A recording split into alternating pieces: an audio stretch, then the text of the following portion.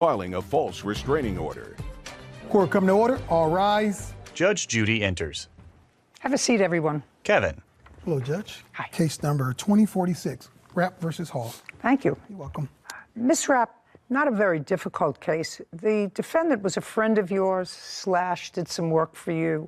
It's not really relevant how you met him. It was sort of through a social situation. And it is your claim that over a period of time, Mr. Rapp forged your signature to several checks. Correct. And then when confronted by the fact that you've discovered these forgeries and asked him for money, he filed a restraining order against you to keep you away from him, and you say that the restraining order was a false one, and you want to be compensated for having to deal with that. I do. I missed work. Just a second. So I'm going to deal with the restraining order first. When did you file a restraining order, Mr. Hall? I believe it was the 17th of July. Of this year? Yes, ma'am. So not so long ago. I'd like to see the paperwork that you filed in support, just the paperwork that you gave to the court in support of your restraining order, why you were asking for a restraining order. Okay. Don't tell me, is that what you filed with the court? Yes. I'd like to see. Brandon hands documents to Kevin, who brings them to Judy. So let's just be clear. You filed all these documents with the court when you asked for a restraining order? Yes. Okay. Judy reviews the documents. Yeah, I've read some of the text messages, and you're aware of what the text messages say. Yes. I assume you're aware of what they say. Uncross your hands. Oh, yes. And that part of your application for damages as a result of filing a false restraining order is denied. You can't even suggest in a text message that you're going to do something violent in order to get him to pay money that you owe. Do you understand that? I do. Okay, so as Although frustrated... the restraining order was dismissed. It doesn't matter. I'm telling you, I've read it, and some of your text messages sound threatening. I was angry. I understand you were angry. The question is not whether he should be granted a restraining order. I don't have to deal with that. I have to deal with the fact that in the text messages, you make certain threats. What if I could? And all that transpired at a time when the defendant reconciled with his wife and family. So, as I said, as a result of reading your text messages, I believe that Mr. Hall had the right to feel threatened and to file for a restraining order. Whether the court that heard the application for a restraining order felt that your behavior warranted a restraining order is another thing. But I can understand why he would file a restraining order to try to keep you away from him and his family. Oh, yes, ma'am. Sorry. Great! Now I want you to tell me why you forged her name to checks. Because she... $8,800 worth of checks. Now you had the right to file a restraining order. Because she asked me to do this. Because she asked you to forge her name to the checks. Yes. Okay, I want you to tell me when the first time she asked you to forge her name to a check. And I assume, just like you've kept all these documents. Yes, ma'am. You have a document to show me, just one. Because if you show me one, I would tend to think that there were more. So just show me one where she said to you, forge my name to a check. Okay. Take the money out and forge my name to a check. Don't say anything. Just show me. Leslie shakes her head. Don't shake your head. It's annoying. I believe this is the first one. Okay. So in that one, she asks you to sign. Well, maybe. Judy reviews a document. What are you showing me? The check? I don't want to see the check. You know how you kept these text messages that you texted back and forth and back and forth? I want you to show me, because you're methodical, one time out of the 6, 7 times that you forged her name to checks, show me one time where she said to you in a text message, in an Instagram, in a pigeon note, where she said to you, take out a check from my checkbook and forge my name to it because I want you to have money. Just show me. I don't have Of something course like not. that. No. Of course No, not. I don't. Now, the first time you forged her name to a check was what month and year? I believe that it was December 9th. Of 2021. Yes, ma'am. And what were you and Miss Rapp engaged in at that time that she told you to forge your name to a check? Okay, so I'm an electrician, and I've been an electrician for 13 years. I've been doing side work all around my county, and there's a handful of liquor stores that trust me that I can go and cash personal checks that I get paid for doing my side work. Miss Rapp knew that, and... Don't tell me what she knew. Okay, all right. So she would be locked out of her account for one reason or the other, and she would ask me, like on a Friday, she wouldn't be able to get access to her money, and I knew she had money. Well, she couldn't get access to her money, so these weren't your checks you wrote out. You wrote out her checks. It'd Right. be frozen out whether you went to take out money or she went to take out money. Right. Also, on a Friday, the liquor store would not deposit these checks until Monday. So I cashed these checks for her to give her cash. Did you ever have sex with the plaintiff? No. Do you think she wanted to have a relationship with you? I think so. Okay. I don't know. What makes you think so? Well, the text message. The text message. The text message that she Yeah. said to you. And who is Robert? Is her ex-boyfriend? And do you know Robert? I do. How do you know Robert? I'd known Robert for 20 years. Been friends. And when did you start doing work for the plaintiff? Before or after Robert? Is not an answer. It was after. It was after. Yes. Okay. Give me an idea of when. You've cashed the first check in December of 2021. Give me some idea of when you were aware of the fact that the plaintiff and your dear friend of 20 years were no longer an item. Is not an I answer. don't know what Month. month he was arrested. So Arrested for? June, maybe? Arrested for? I don't know his charges. I don't believe that. Okay. I want to see only with those forged checks, you would have put the money in her Venmo account. Your Honor, I don't see where I have the ones that I deposited in her account. These seem to all be her depositing into my account. Duh. You were happy she left. No, ma'am. You wanted her to stay. No, ma'am. Then you were happy she left. No. Then you're a masochist. Somehow you want to live with Probably somebody. I am. You want to live with somebody who's messy, floods your apartment, weren't a good fit, and yet you were happy with that.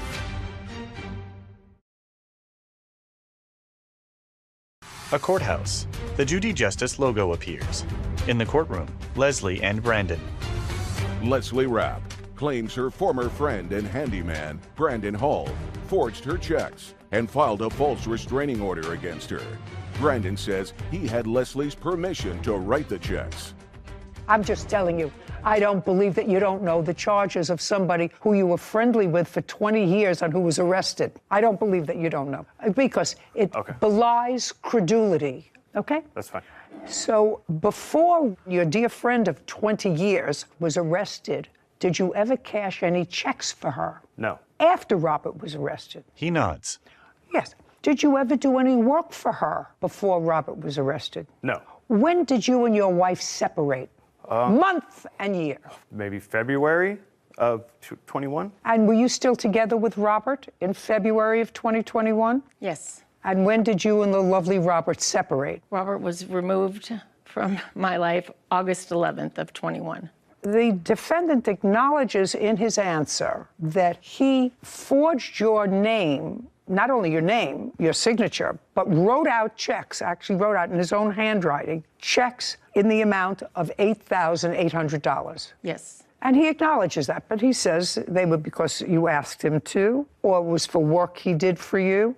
Those were your answers, right? No, these checks were not for any jobs that I did for her. They were strictly to get access to some of her money during the weekends and stuff. And then when she was out of town as well. Get her access to her money and when she was out of town. When she was out of town, if you cashed her checks when she was out of town, how did she get money? I Venmo'd the money to her. Okay, so that you have a record of, that you Venmo'd the money to her. Yes. I'd like to see it. I'd like to see it. Here you go. He produces documents. Here's all the Venmo deposits. Her sending me To money. her. No, not just a second. Try not to confuse me. I'm an old person. I want to see only the monies, because she's going to show me the checks that you forged. And contemporaneously, which is a close period of time, with those forged checks, you would have put the money in her Venmo account. On a couple of different occasions, yes. Just a second. Just show me those cases. She's going to take out the checks that you forged And those checks should coincide date-wise with the Venmo transactions. Am I doing that right? Yeah. Venmo. Yes. Your Honor, I don't see where I have the ones that I deposited in her account. These seem to all be her depositing into my account. Duh. Yeah. So Okay. I do have. So let us understand this, Ms. Rapp. Did you ever give him permission? The answer is yes or no. No. Did you file a police report? Yes, I did. You did. I'd like to see a copy of the police report. I haven't. Then we're in good shape. Leslie hands a document to Kevin, who brings it to Judy. She reviews it. Mr. Hall, how many weekly payments did you make to her on Friday? I have a list of that from. From February. This is from Mrs. Rapp in. No, I'm asking you. I'm asking you, how many payments did you make for writing these unauthorized checks to her? Seven. And what was the total amount of those checks? $3,700. Why in the world would you pay her $3,700? If you could look in those messages, I was being. She was saying she was going to put me in jail for doing things. For forgery. Okay. For forgery. Right. And you asked her not to. Right. And you said, I'll pay you back. Right. Right. I'll pay you back. Just give me some time. I have 2 kids to support. Right. Is that what you said to her? Yes. $8,800 judgment for the plaintiff. We're done here. Is adjourned. Well, I'm happy about the outcome because I think it's bogus, man. I really need the money. Because she started all this craziness as soon as I went back to my wife. There was never a relationship between the two of us. After that, when she started doing all this, is when I went and filed for a restraining order. He did that as a direct retaliation for the police report I filed. She's gonna have to call somebody else for sure. It's definitely time for a new handyman. Judy and Sarah. Just a casual note. Yeah. I have been with my husband, your grandfather, for almost 50 years. And we each have our bank account, and then we have a joint bank account. I have never either asked him or given him permission to sign my signature to a check. Yep. He hasn't never asked or given me permission to sign his signature on one of his checks. Now, we may ask each other, listen, it's busy, I'm going to go through these checks. We're making all these checks out to the doorman and to Christmas time and whatever, and then I'll sign them. Just doesn't happen. So, Doesn't make sense. right. And so what it is to any job that you do, whether it's a lawyer or a judge, you bring with you your own common sense and your own life's history. I hope that works, because I cannot imagine somebody saying, write out a check for yourself. I don't know you, we're not involved, we're not married, go help yourself to a check and write it out. I can't imagine. Case number 2029, McCray versus Onwaka. All parties, please step forward. Brittany McCray is suing her former roommate, Lulu Onawaka, for a rental deposit, moving costs, and lost wages. Miss McCray, you were looking for a room, and you rented a room in defendant's apartment. It didn't work out. You were unhappy. She was unhappy. You moved out. And now you want return of rent, deposit, moving costs, lost wages, and emotional distress. She also said, didn't work out. We didn't like each other. It just wasn't a good fit. So you were happy she left. That's either a yes or a no. You were happy she left. No, ma'am. You weren't happy you wanted her to stay. No, ma'am. Then you were happy she left. No, ma'am. I wasn't happy she left. Oh, let me see. Let's see. Judy consults a document. Okay, this is what you say. Brittany, that would be you. Yes. This is your answer. Was messy, played loud music, brought friends in unannounced, damaged the washing machine which flooded our apartment, and without consent offered to adopt someone's dog. After that, I let her know we weren't a good fit and would not be renewing her lease. No. Now, that's what you said. We'll not be renewing the lease for the No, apartment. no, no. Doesn't matter. I just read you something. I read you your answer. Now, does that sound somebody that was happy with their roommate? I define happiness for myself. I've lived in co-living where I've had to live with people I do not like. What? And make it work is what I'm trying to say. So No. that wasn't the No. issue. The damage she's referring to was actually me attempting to change the locks on the door. Lock I was on the trying door. to change the lock because during my time away, all of my belongings were still in the property. Did you damage the door? Brittany smirks. A courthouse. The Judy Justice logo appears. In the courtroom, Brittany and Lulu. Brittany McCray claims her former roommate, Lulu Onawaka, owes for a rental deposit, moving costs, and lost wages. Lulu is countersuing for property damage and storage fees. Brittany was messy, played loud music, brought friends in unannounced. She damaged the washing machine, flooded the apartment, and without my consent offered to adopt someone's dog. After that, I let her know we weren't a good fit and wouldn't be renewing the lease. That's what you wrote. Do you want me to show that to you? No, you are right, and that is what I wrote. Absolutely. Well, then I don't know why you have a passive-aggressive attitude, because I'm the only one who's passive-aggressive. Then you were happy she left. No. Okay, well, you're ridiculous. Then you're a masochist. Somehow you want to live with Probably somebody. I am. You want to live with somebody who's messy, loud, floods your apartment, weren't a good fit, and yet you were happy with that. And I don't have to define happiness. Yes. I know that if I lived with somebody who was messy, sometimes loud, Okay, so each is we on. broke the dishwasher and flooded the apartment because they put regular soap instead of dishwashing soap into the apartment, then it sort of bubbles all over. Now, unless I was either married to that person or they were one of my family, I wouldn't be happy with them. If I had a tenant like that, I would say, oh my God, what did I get myself into? I want out of this. Okay. But you were happy. No, I wasn't. I stand on that. Okay, then you weren't happy. Yeah. Perfect. That's what I asked you. You could have saved me all this dramatics. All right, so there we go. You were living in a room. Yes. You paid a month's rent. I did. Okay, how much rent did you pay? I paid $1,300 and a $300 deposit. And you lived there for about a month. I lived there for 26 days. And things didn't work out. You had a big argument with her back and forth. And as a matter of fact, according to you, you left for a couple of days. I did. Yes, because you were unhappy there and felt threatened, felt uncomfortable, whatever Very it much was. so. So you left for a couple of days. And when you came back, what was your intention when you came back? So- No, look, not so. Look at me. You left because you were unhappy. You came back. What was your intention when you came back? I never left because I was unhappy. I left because I was evicted from the property by the defendant. Just a second. So you didn't leave the apartment after this disagreement? Yes, You did? I did. Okay. Where did you go? I actually stayed with my friend. So you left. Yes. On what date? I left on June 1st. You left the residence and stayed with your friend. Yes. And you stayed with your friend after the argument. Yes. Why? I'm able to provide some backstory on I don't need the any backstories. encounter. I'm just trying to get to a mindset of why the two of you think that you have a lawsuit against each other. Why do you bother wasting your own time, wasting precious court time when you weren't happy in the apartment, you paid for a month's rent. Certainly, you're entitled to your security back if you caused no damage to the apartment. You lived there practically a month, and you're not entitled to any more money because she didn't give you 30 days' notice because you were just as happy that She had left. abandoned properties. What? She had abandoned properties. Okay. She damaged the door, and I lost my deposit as well because of that. Just a second. Damaged what door? So, No, just not so. Damaged what door? That's a door. An door- outer door, a door to her room. yes, The door to her room. yes, she did that. You have a photograph of the damage. Yes, I'd I like do. to see it. Lulu looks through a pile of documents. Please bear with me. I'm going to find it quickly. The damage she's referring to was actually me attempting to change the locks on the door.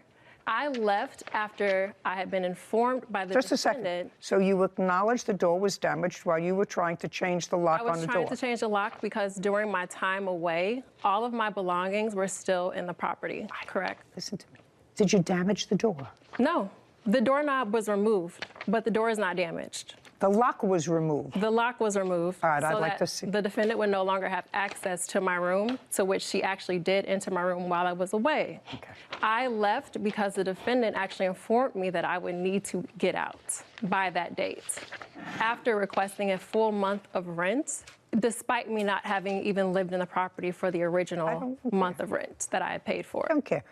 Unless you can show me the damaged door and how much it was to repair it, and I want to see how much it was to repair it. I don't have how much it was, but here is the lease agreement, and we paid $2,900 to be here for the security second. deposit. Oh, she just took this out. That's nonsense. That's Ma'am, nothing. I wasn't still able to get my deposit Nothing. back. The I agreement got that I... $1,700 back. Understand this. Okay. This is not damage to the door. She took out a cylinder. All you have to do is put it back. Unless you have a receipt for somebody putting it back, you get No, but nothing. that's what I'm saying. We didn't put you it get back. We you didn't get put it- nothing. It's a maintenance request at the property. I didn't ask you a question. You're entitled to your $300 security back. That wasn't the security. That was for key and cleaning, and she was aware of it. $300 security deposit. By the way, are you allowed to sublet rooms in your apartment? Hey, that's a yes or a no? No. Just a, hey, No, hey, no, don't I look down. wasn't. No, I Don't look wasn't. down. So No, the I answer wasn't. is you are not allowed to sublet wasn't. rooms in your apartment. Yes. Okay. Yes, you are not allowed to sublet rooms in your apartment. She gets a deposit back. We're done. Thank you very much. Court is adjourned. I didn't concede to her requesting me to clean out a garbage at the apartment, and at that point, she lost her entire senses and asked me to move out of the apartment. Always pick your roommates more carefully.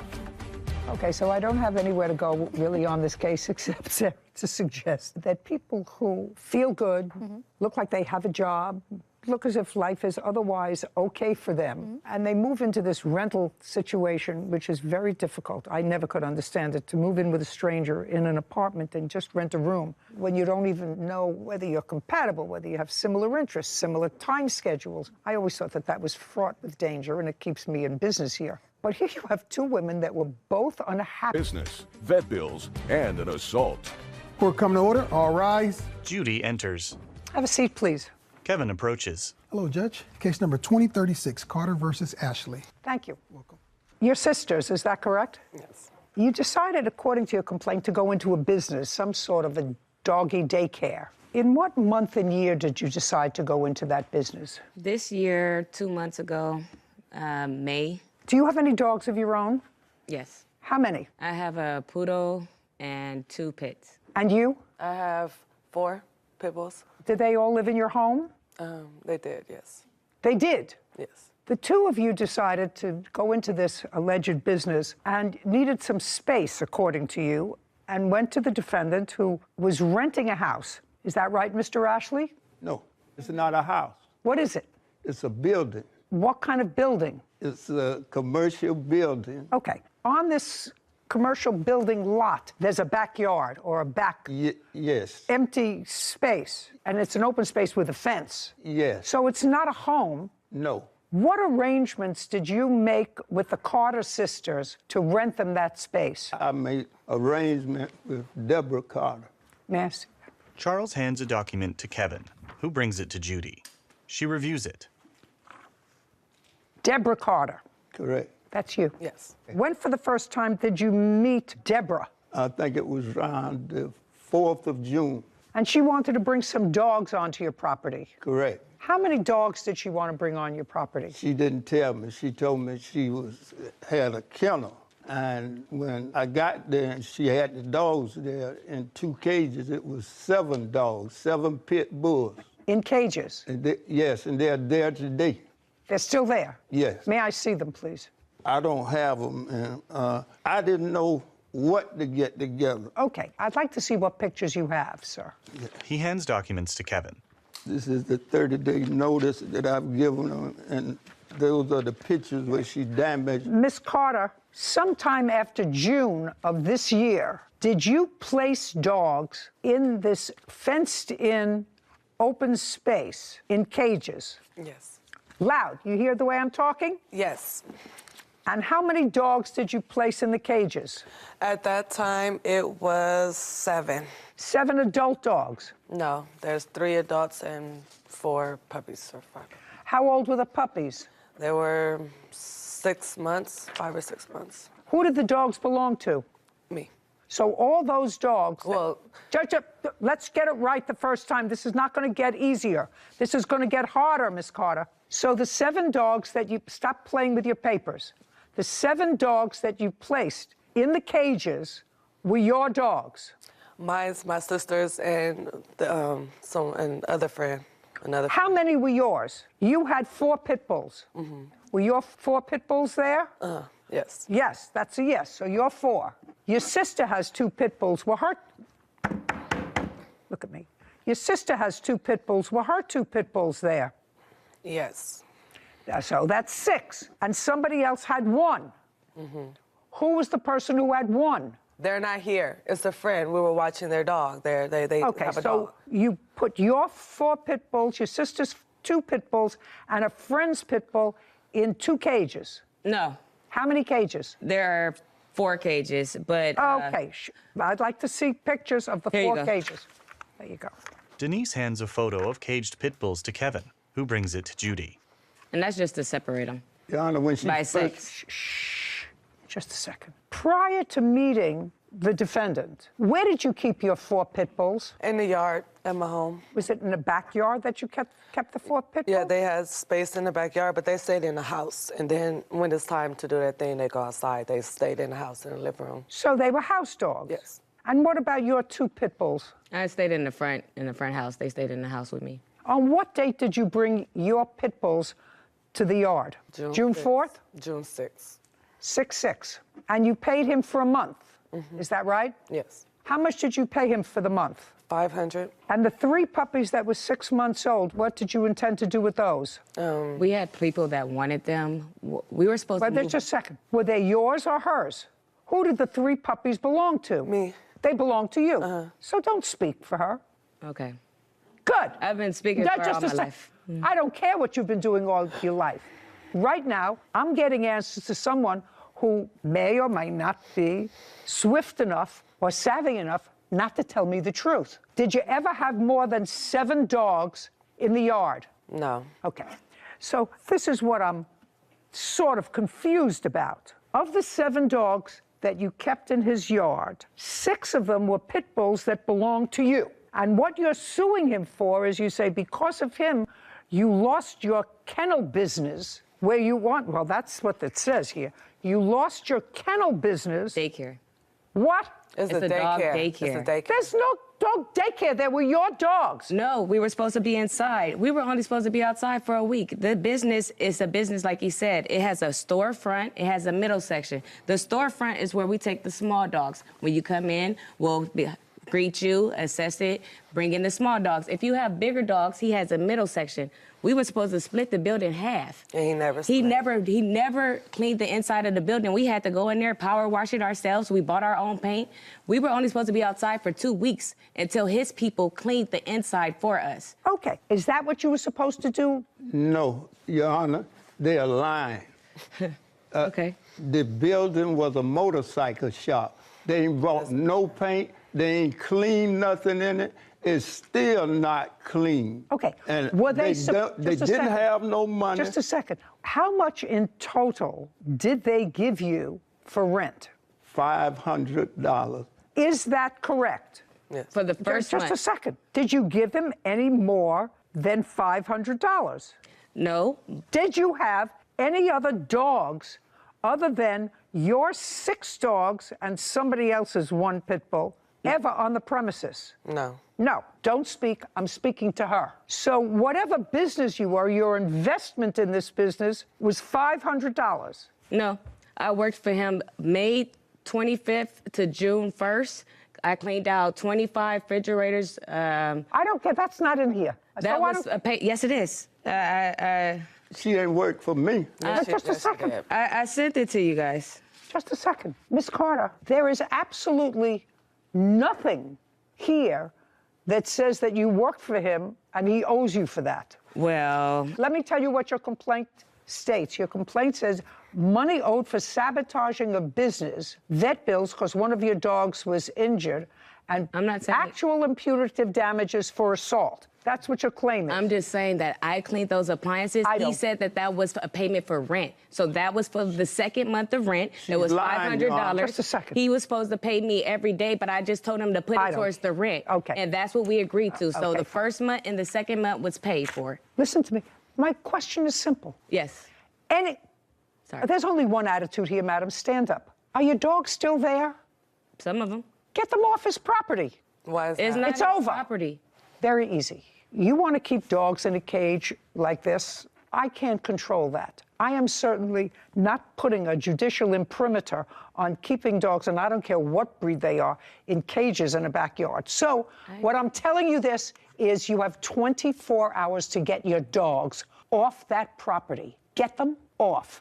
He's going to get an order from a marshal And if your dogs aren't off that property, they're going to the pound. So do you why understand? Why is that? I want you to understand. I want you to understand my order, because now we're in August. You started this whole process in June. I'm finishing it before it gets too mucky. Get your dogs off the property. We understand each other? Why is that? Why? What did we do? We paid. We like did the everything. No, we were you supposed paid to him do. for 1 month in June. But we You paid him. Oh. You paid him in 1 month in June. We are now in August. This is a marriage that's not going to go well. Get your dogs off his property, and then you don't have to deal with them anymore. property, ma'am. Do you understand? It's not his No, property. I you don't want- understand. You don't Then understand that if it's not his property. property, then what are you suing him for? Because he's the one who stabbed me. Oh, just And a he's the second. one who- Just a second. So if we're eliminating money owed for sabotaging a business, and if you're suing him for assault, then I'll hear your assault. Then I don't have to hear any of the things about the dogs. So all I'm going to hear about is the assault. Tell me what happened. You were assaulted. That's what you want to tell me. Yes, July 5th, we had came. My witness, if she could speak, she had certain... No, she wasn't assaulted, right? Yes. Okay. She was assaulted first, actually. She's the first one he swung on. Okay. Step up. July 5th. Your name is what? Priscilla Walker. You don't own any of these dogs, do you? No, ma'am. What were you doing on the property on the 5th of July? I sometimes go and help them with the dogs, clean up and feed the dogs. And those dogs that were there, they were there for at least a month from June 4th to July 5th. Correct. They're 6 pit bulls. Correct. Right? That used to be, according to them, in the backyard or in their homes, right? Correct. Okay, now, Priscilla, I want you to look at me, and they're your friends, right? So you went over to help them. Yes. I want you to tell me what it is that caused them to take these house dogs, dogs that were in their homes and in their backyard if they had to relieve themselves, don't speak, and move them into cages in a backyard in a commercial building. I want you to tell me that. Your Honor, that wasn't the intent. They moved the dogs for a bigger space because they're entrepreneurs and they wanted to start a business. Just a second, it's not their business. Business is starting a business with somebody else's dogs, not your dogs. They wanted to start a doggy, uncross your arms. They wanted to start, according to them, a doggy daycare. Mm-hmm. That I understand. But you don't start a doggy daycare by taking your dogs that are house dogs and putting them in cages in somebody else's backyard. Why not? Or somebody else's space. Your Honor, that's not necessarily true. We're millennials. When you're boosting a business, you want to use yourself and what you have as advertisement, and that's what they did. So the other dog that they did have was a friend, and the friend was actually paying for that dog to stay there. So it did deem it a business at that time. You still haven't answered my question as to why their 6 pit bulls were in cages when they were formerly house dogs for a month. Your Honor, the gentleman over here to my left did not allow them permit. They didn't have access to what they paid for. Just a second. Are you telling me that for a month they didn't have access for the dog? You just told me that you would go there and help them clean up. To the inside of the building that was promised I'm not to them? talking about the inside of the building. Okay. And the Pay clear. We got the whole yard. We had the whole pay yard. careful. Junkyard on his Inside the side. building. So They're not hearing all of you, and you're not answering my question.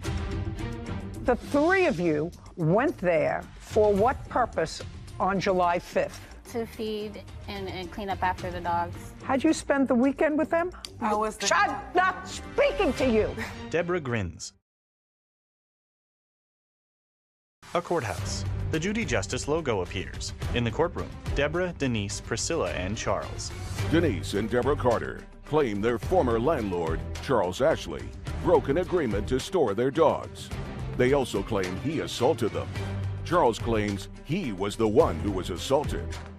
Okay, if I was starting a doggy daycare business and I had house dogs, my little Shih Tzus, running around the house where they have been for years, I would not take them and put them in cages in a back vacant lot in order to demonstrate that I had a business. My dogs just a slept in second. the house. They slept in the house. They didn't roam in like your little Shih Tzus. They didn't do that. Just a second. You told me that they stayed in your house. I said they slept in the house, in a cage, in an area. Yeah, well, that's exactly what I'm saying. I don't understand how you could take your pets But they stayed outside. Because they we spent were their time offered throughout the other day. things. They We wanted slept to in the have house. one. All right, let's get to the assault. I'm not interested in this.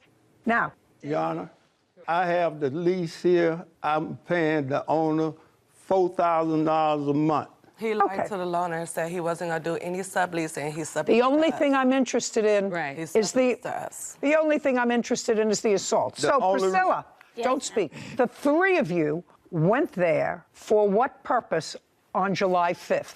To feed and clean up after the dogs. Okay, and you had done that before? Yes. And when you got there on July 5th, was that over a holiday weekend? Yes, it was. It was a Tuesday. It was a Tuesday, so July 4th was on a Monday. Yeah. Had you spent the weekend with them? I was there. I'm not speaking to you. Had you spent the weekend with them? No. Yeah. Okay, you say yes, she says no. I'm not asking you a question. Do you understand? So you spent July 4th. Go ahead. You spent July 4th with them. Is either yes or no? No. When did you meet them on July 5th? Around the morning. Around what time? 11 a.m. You're asking me with a question. 11 a.m. I don't know if it was 11. I'm 11 asking a.m. you. 11 a.m. Did you have a discussion with them? Regarding? Regarding the dogs, what you were going to do that day? Of course, we always have discussions about what we're going to do during the day. Okay. When you spoke to Deborah, did you ask her when she had last seen the dogs? No. No, you did not. Deborah, prior to July 5th, when had you last seen the dogs? July 4th. What time? It was about 5 o'clock. I was in there, cleaned them up. He came, locked me in for 4 hours. Okay. So on July 4th, you were in there feeding the dogs. Yeah. And July 5th, you went back in the morning again to feed the dogs. Mm-hmm. Is not an answer. Yeah. Now, tell me what happened when you got there on July 5th. On July 5th, when we went inside to feed the dogs, I went to go turn on the water hose, and I noticed that the water would not come out. That's when they were in the kennels feeding the dogs, and I told Carter that, hey, the water's not on. So the door to the building was open. I believe they both stepped in. When they stepped in, there was like verbal altercation. So when they stepped in, you heard that there was someone else in the building? Yeah. Okay. And that would have been you, sir? Yes. On the 5th? Yes, me and another friend of mine. Okay. And what were you doing in the building on July 5th? It was about 6 o'clock that evening. My friend came by the house. He's a general contractor, and I'm renovating the building to set it up for business. So I said, come on, let me take you up here, show you the building. I need your help. We get up there. I open the gate, go in, leave the gate unlocked, and we walk through the building. When I come around, they are in the building. All three of them or just one? All three of them. Had you turned the water off to the hose outside? No. Do you I used know? to water the dogs when they didn't come because they'd be barking so, and the neighbors next door, I just moved in, Your Honor. I don't want to make no enemies. That's why I told them I'm not taking no more rent from you. Get the dogs out. Okay. I tell them you trespass. Just a second. So now you went inside, or the Carter sisters went inside. Yeah, I stood You there. heard some noise. Did you go into the building? Yes. Okay. And what happened when you went into the building? When I went into the building, he immediately got very frustrated and said, what are you guys doing here? Why are you here? You need to get off my property, get off my property. They're like, we paid you. We have an agreement. And next thing you know, he pushed Deborah Carter. He pushed her. And then that's when Denise Carter got in the middle and said, no, you're not, don't put your hands on my sister. The situation ensued. The gentleman that was inside stopped everything and walked him out of the building. And as he's walking him out of the building, and we're walking out behind him so that we can try to figure out what's going on with the water, he slams her foot in the door and tries to lock her in and pushes her. And that's when they started pushing on the door because at this point he's trying to lock them in. Lock them in the building? Yes, ma'am. Okay. When they actually, the gentleman stopped him and the door opened, I seen what type of altercation it was. I didn't want anything to do with it. I'm like, so at that point, nobody was injured? No. Okay. So now you're outside? Now we're outside. Okay. And you're outside in the back area where the dogs are? Correct. Tell me what happened next. So as we're walking, I'm walking fast because I noticed that he's walking fast. And I'm like, you're not about to lock me in here. You already just tried to lock them in there. You mean lock you in the yard? So you got out of the yard? Yes, he tried to close the yard gate on us, which is a really big, tall, black gate. And as soon as he tried to close it, it was just an altercation, a verbal altercation started. He didn't like what was said. I was on the left-hand side. Tell me what the altercation was. Everything was said about the business, you know, that they were going to speak to the owner, that, you know, he still owed them money if he wanted them to move out for the rest of the month, that he could just give them the money or whatever and they'll leave. It wasn't a problem. By the way, I am looking at your lease, and you did lease the premises from June of 2022 to May 31st, 2025 at a monthly rent of $4,000. Are you still paying rent to the owner of the building? Yes, ma'am. You have to remove your dogs there. He's not paying rent. He has an eviction notice too. He owes $4,000. I have a picture of it. He's lying. He hasn't paid rent. He hasn't paid rent this month or last month. He got the eviction last month on the 11th. Okay. Right now, he has not been evicted from the property. Is that correct, or have you? Right. I just paid him yesterday. Why did you say you did? Just a second. Oh, I'm asking a simple question. I have before me, ladies, pay attention. I have before me a lease that gives him 3/4 of the building and the backyard. Until he's evicted, until this lease is deemed void, you have to remove your dogs within 24 hours of today. Why? I am evicting you with a marshal tomorrow. Yeah. Get your dogs out of there. He has medical records that he received 5 staples in the top of his head. And that's not something he did to himself. That happened. That's not something he... No. Get up, stand up. Where do you think you are? Denise straightens. A courthouse. The Judy Justice logo appears. In the courtroom, Deborah, Denise, Priscilla, and Charles. Denise and Deborah Carter have accused their former landlord, Charles Ashley, of breaking their agreement and assaulting them. Charles claims Denise and Deborah attacked him first. Okay, we're going to get back to this assault because I have other things to do today. You're outside. The gate that he's tried to cross has opened up again. And? He got really angry. He was saying a lot of curse words, you know, you need to remove all your, you know what, if you don't remove it, I'm going to remove it for you type stuff. And after that, he swung with his right hand and it connected with my face. After that, he started punching on all of us, so we had to defend ourselves and fight back. And then an altercation got started, and everybody was fighting with everybody. So it was the 3 of you and him? Yes. Okay. Correct. Did you go to a doctor? No, but I was...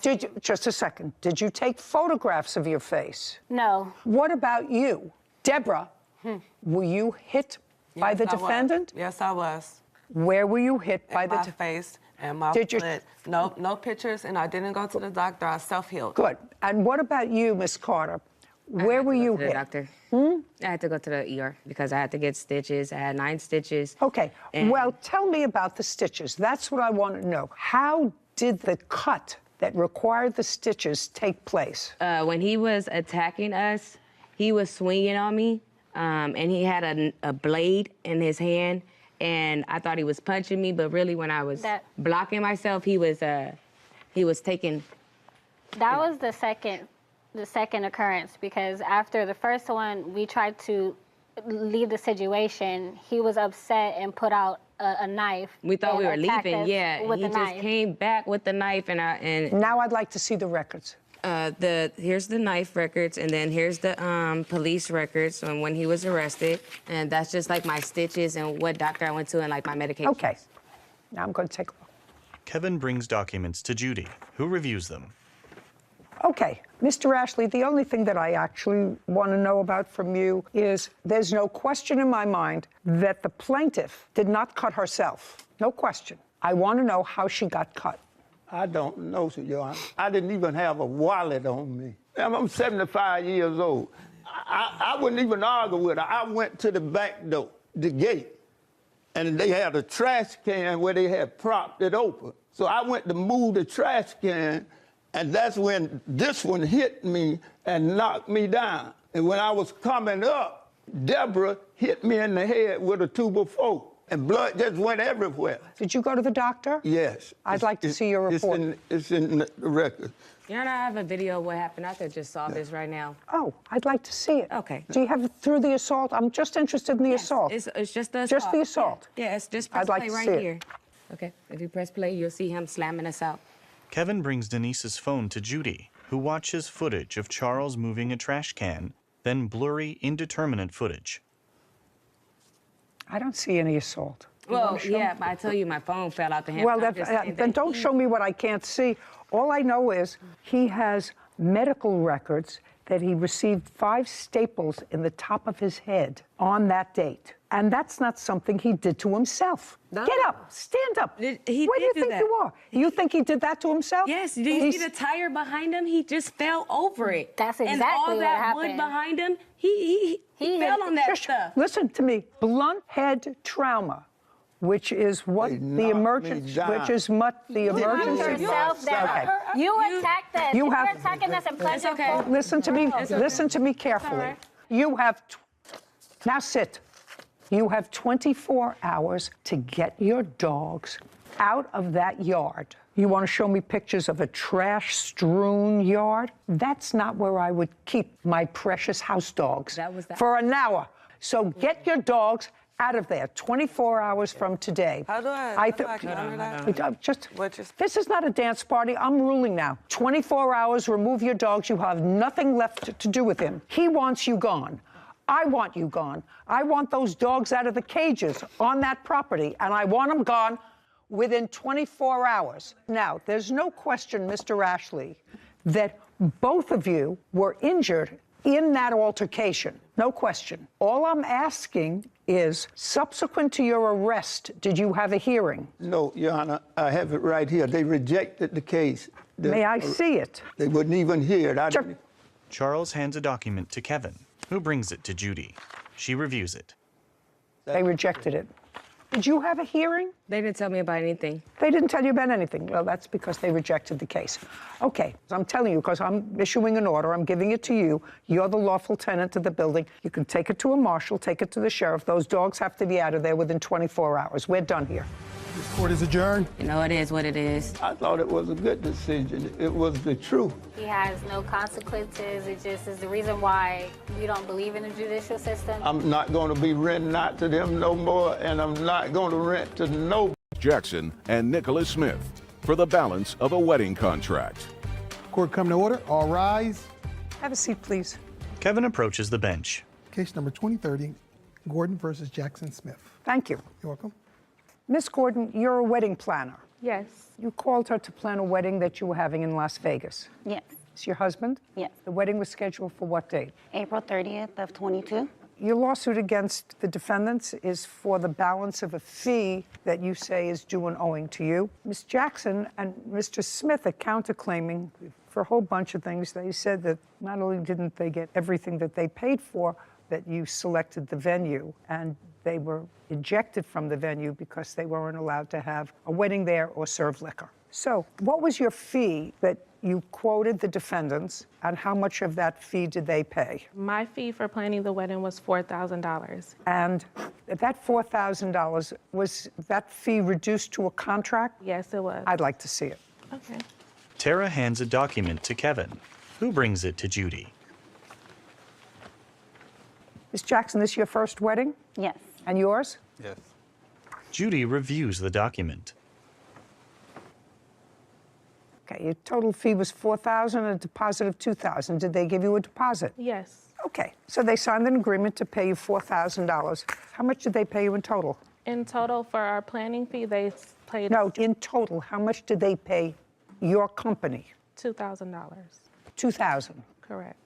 So how our company is set up is we're set up as an affordable payment plan for a wedding. So we set up our clients on a payment plan. So they also pay the expenses of all of their wedding through us. So you have to send them an invoice for what it was that you spent for the vendors. Correct. Okay. And then also the default of that contract states that if they miss payments, they have breached the contract. That's why we're here. Each of you is accusing the other of breaching this agreement. You say that they didn't finish paying you what they owed you, and they say you didn't furnish the services to them that they signed up for the wedding. They gave you $2,000, and the wedding was supposed to be held where? The banquet hall. Did you send them a deposit?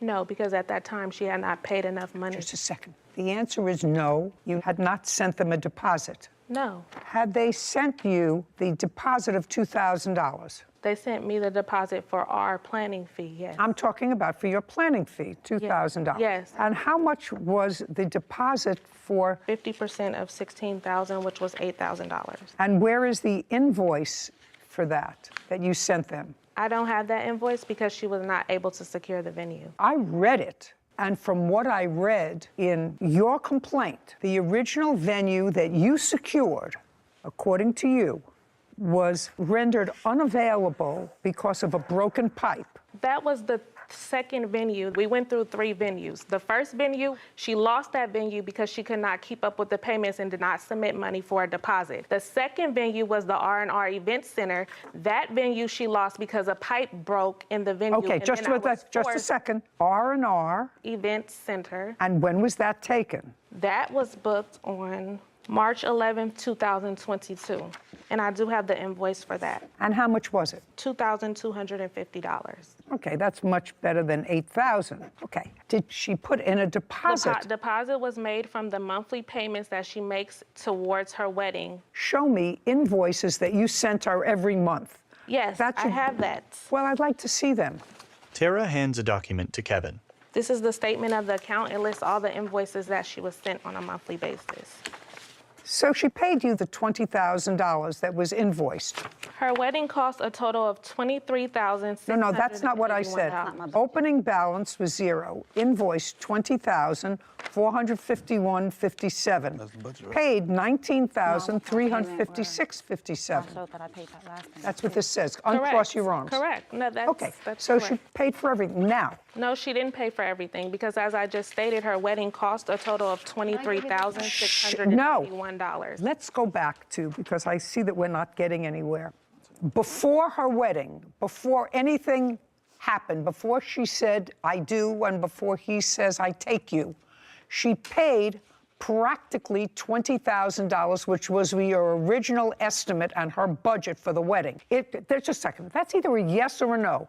Before the wedding, your original budget that you were given by the defendant, I read the papers, was $20,000. So, and that's either a yes, I read the papers, or a no. Yes, that is the budget she stated she would like to stay around. But however, in planning a wedding, you cannot give an exact of how it's going to cost. I didn't say that. I didn't, Madam, pay careful attention to me. I've made 16 weddings. I've had 16 event planners. I know exactly how it works, and I know exactly that you can't always predict to the $100 or $50 or sometimes $500 how much more the wedding is going to cost. It never costs less. That's not what I said to you. I said by the time the wedding took place, she had paid the vast majority of the original amount that she said she wanted to spend for the wedding. And that is accurate. Correct. She said she wanted to spend $20,000. She gave you over $19,000. Did that include your fee? No, it didn't. Just a second. So the answer is no. That's what she wanted to spend exclusive of your fee. Correct. Now, of your fee, she gave you an initial deposit, or they did, of $2,000. So that's either a yes or a no. She gave you $2,000.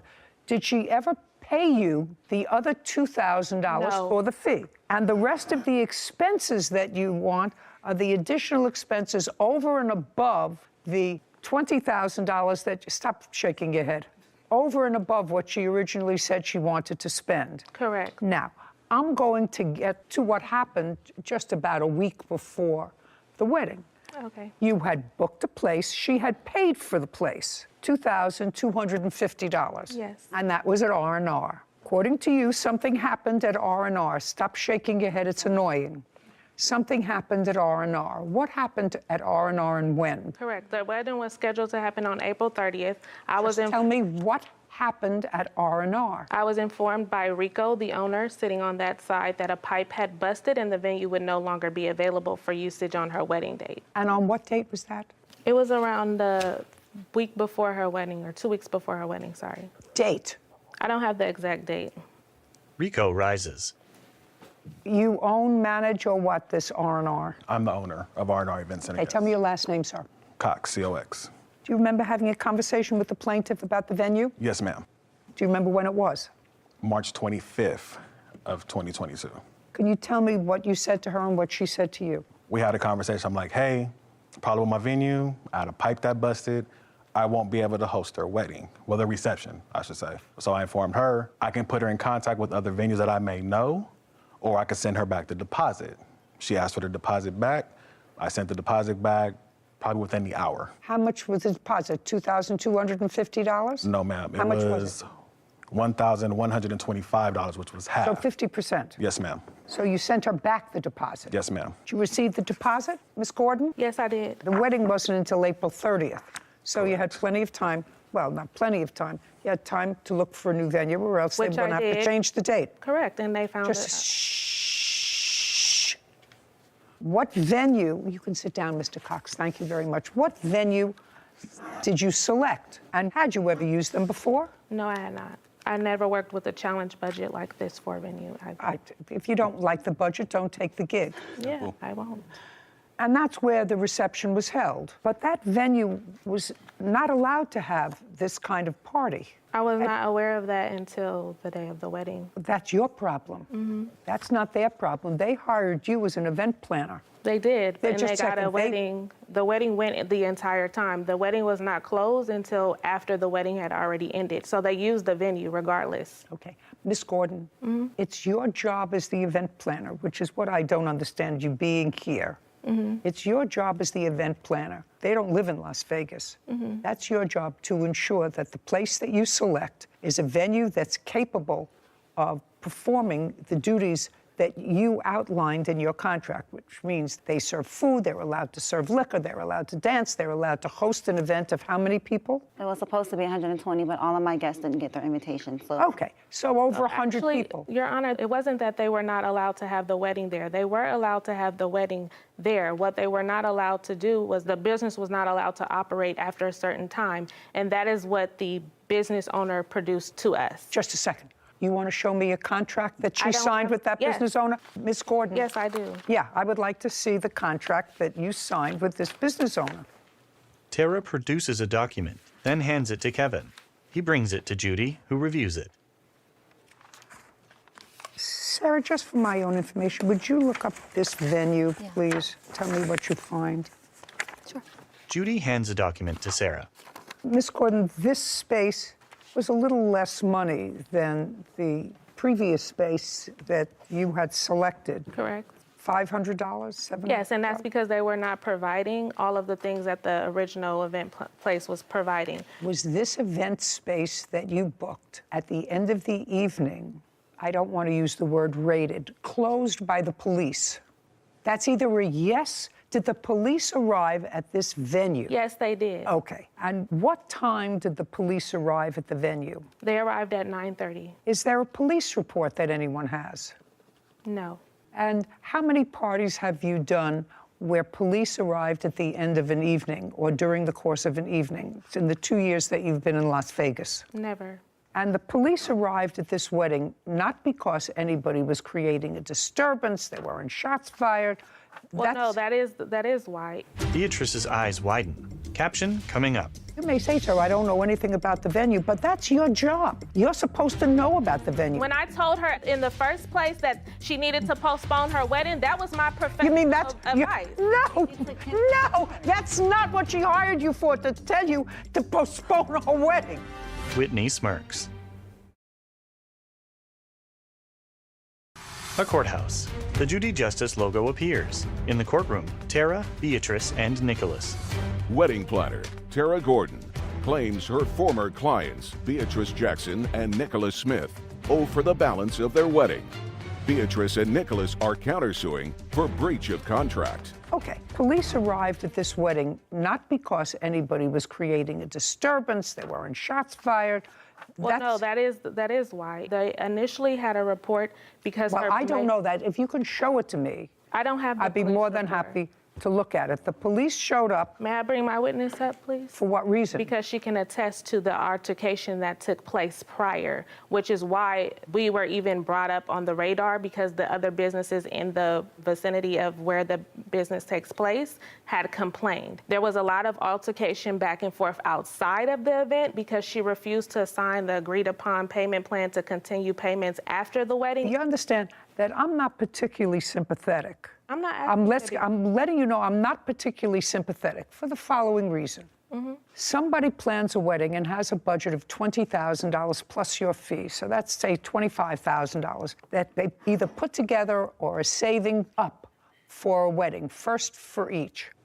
A week before the wedding, something happens with the venue, where the wedding could not be held at the venue of their choice. They're relying on an out-of-state wedding planner, that's you, to find a legitimate venue that is licensed to have an event. When they get to Las Vegas on the date of the wedding, you present them with a new contract. No, that is not true. Well, when did you have it incorrect? Just a second. When did you give them? Because you said that the problem, which caused the police to come. Just a second. I don't understand. Before I selected the very last venue, she was on FaceTime with me, looking at the venue with me, because I informed her I've never worked with this venue. I don't know anything about the venue. I told her that the best thing for her is to postpone her wedding. She was already behind in payments. This is her third venue. Just a second, she paid you almost the entire $20,000. She paid it in March. In March. Doesn't matter. She paid you almost the entire 30 days before her wedding. That's what you're not hearing. I'm not looking at you. Before her wedding, she paid you almost the entire amount of the $20,000 that she originally gave you as a budget before the wedding. If you look at the contract, it says that you're going to make monthly payments so that we can adequately plan your wedding. You booked me back in 2021, almost a year before your wedding. The wedding was to be planned over the course of that year. The initial venue that I have worked with, that I know is reputable, she ended up not paying the deposit on time, so they had to move forward with another date. After that, I didn't get any payments from her until March, when she got her tax return. And then at that time, I was forced with less than 60 days to try to find another venue, in which I did, which was R&R event space, and then a pipe busted in that event space, and then I was forced to find another venue for her. I told her back in January, the top of the year, you need to postpone your wedding. Before invitations went out, before of all of that, when she was having troubles with her payment plan, I advised her as a professional, I think you should postpone your wedding date. You may talk a lot, but the bottom line is you're the expert. Uncross your arms. You're the expert. You're trying to talk over me?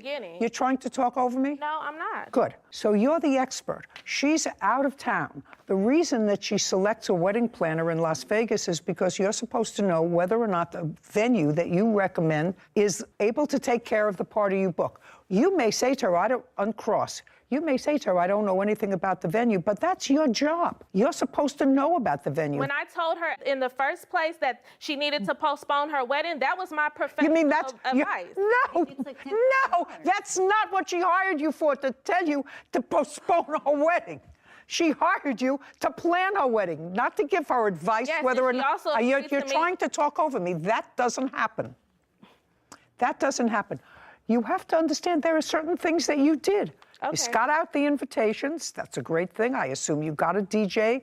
That's great. All of those things. The wedding itself, to me, was problematic. If my wedding ended with the police coming to the venue, and it turned out that the venue was one where you weren't allowed to have that kind of an event, I would be annoyed at the wedding. They were allowed to have a wedding. No, they weren't. The police officer. The contract clearly states that. I don't care what it states. That's not what the police officer said. And you know, because you have a police I don't report, care what you it spoke to them? No, I don't you were care what it escorted states. You started to tell me before that the reason the police came there is because there was an altercation about you giving her another contract on that date, and there were words outside, and people were complaining, other people who were in the area. That's not what I said. What did you say? The night before her wedding, I explained to her. I want to know what's happened on the date of the wedding. About to Just tell a second. You. Can you let me finish so I can articulate? I want you to go because I have a limited amount of time and I'm getting very old. I thought what you said to me, and you're going to read this back, is that the reason the police were drawn to the venue is because of the arguments outside. Correct. With, let's read that That's back. what I just said. That was on the date of the wedding. Correct. You got married, and you're happy, and you had people at the wedding. You got a free wedding. And you $20,000. You're almost done. Do you understand? You're almost finished. Go ahead. Whitney reads the transcript. We were brought up on the radar because the other businesses in the vicinity where the event took place had complained. There was a lot of altercation back and forth outside of the event because she didn't agree to sign the payment plan. Okay. So the reason that you said, let's go back, that the police came to the venue and then shut it down because it wasn't allowed to be used for what it was used for was because there were altercations about this second contract. No, that's not the contract we were having an altercation about. That's what I'm trying to Oh, explain just a second. to you. On the day of the wedding, Miss Gordon, did you present her with a new contract to sign? That's either a yes or a no. Yes, I did, but not for the venue. That's what It's not for the venue. I didn't say it was for the venue. Yes. On the day of her wedding, did you present her with a new contract? The answer is yes. Yes. You said you had discussed that with her the night before? Correct. And uncross. Oh, sorry. And the night before, did she agree to sign? Yes, she Just a did. second. A new contract? Yes, she did. Okay. And the new contract provided for what? The new contract that she was supposed to sign Provided for what? provided for the remainder balance of the $23,681 that her wedding actually cost. Because she had only paid $19,000, you have the sheet, so I don't have the exact number. but 19,356.57. Correct. So since she had only paid that amount and the total expenses for her wedding were $23,681, so the night before she agreed to make a payment plan with me to extend her payments beyond her wedding date to pay off this remaining balance. And is that what she agreed to on the phone? Is that what you're saying to me? Correct. She agreed with you on... Shh. She agreed on the phone to pay you the additional $3,500 or $4,000, and she agreed to pay it over time. Correct. And that was Friday night. Correct. And then she got to the wedding. Correct. And at what point did you present her with the new contract? At what point in the event? Upon her arrival to the reception venue. Now, what happened when you got to the reception venue? You'd already gotten through the ceremony, so you're already married. What time did you get to reception? So the reception was supposed to start at 5. It was supposed to start at 5, but when we got there, she wasn't even done decorating. All of my family stayed outside for another hour, including my grandmother, my grandpa. We waited in cars. Okay. I said it was supposed to start at 5. At 5. This venue that I have here someplace, you have it? I think it was supposed to start at 5:30 and end at 10:30 per the contract. Okay, thank you.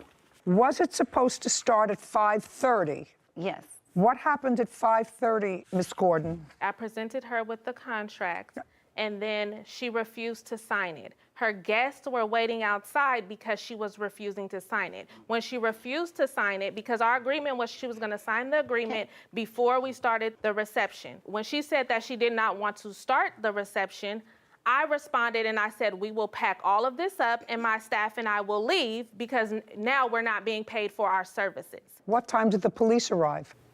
Tara rolls her eyes. Caption coming up. I'm telling you, I would be furious if I spent $20,000 for a wedding and my evening ended by the police having my guests leave. Furious. Sarah shakes her head. A courthouse. The Judy Justice logo appears. In the courtroom, Tara, Beatrice, and Nicholas. Wedding planner Tara Gordon has accused her former clients, Beatrice Jackson and Nicholas Smith, of refusing to pay the remaining wedding balance. Beatrice and Nicholas claim Tara booked an illegal venue for their reception. So, what time did the police arrive? The police arrived at 9:30. And did the police tell everyone to leave? Yes, they did. And told everyone that they had to leave? They arrived and they told me that everyone had to leave. Whether they told you or whether Yes. they told them. Yes. They said the place had to be cleared. Correct. And that was an hour before the termination of the event. So at the end, the event was... The event was supposed to end at 10:30.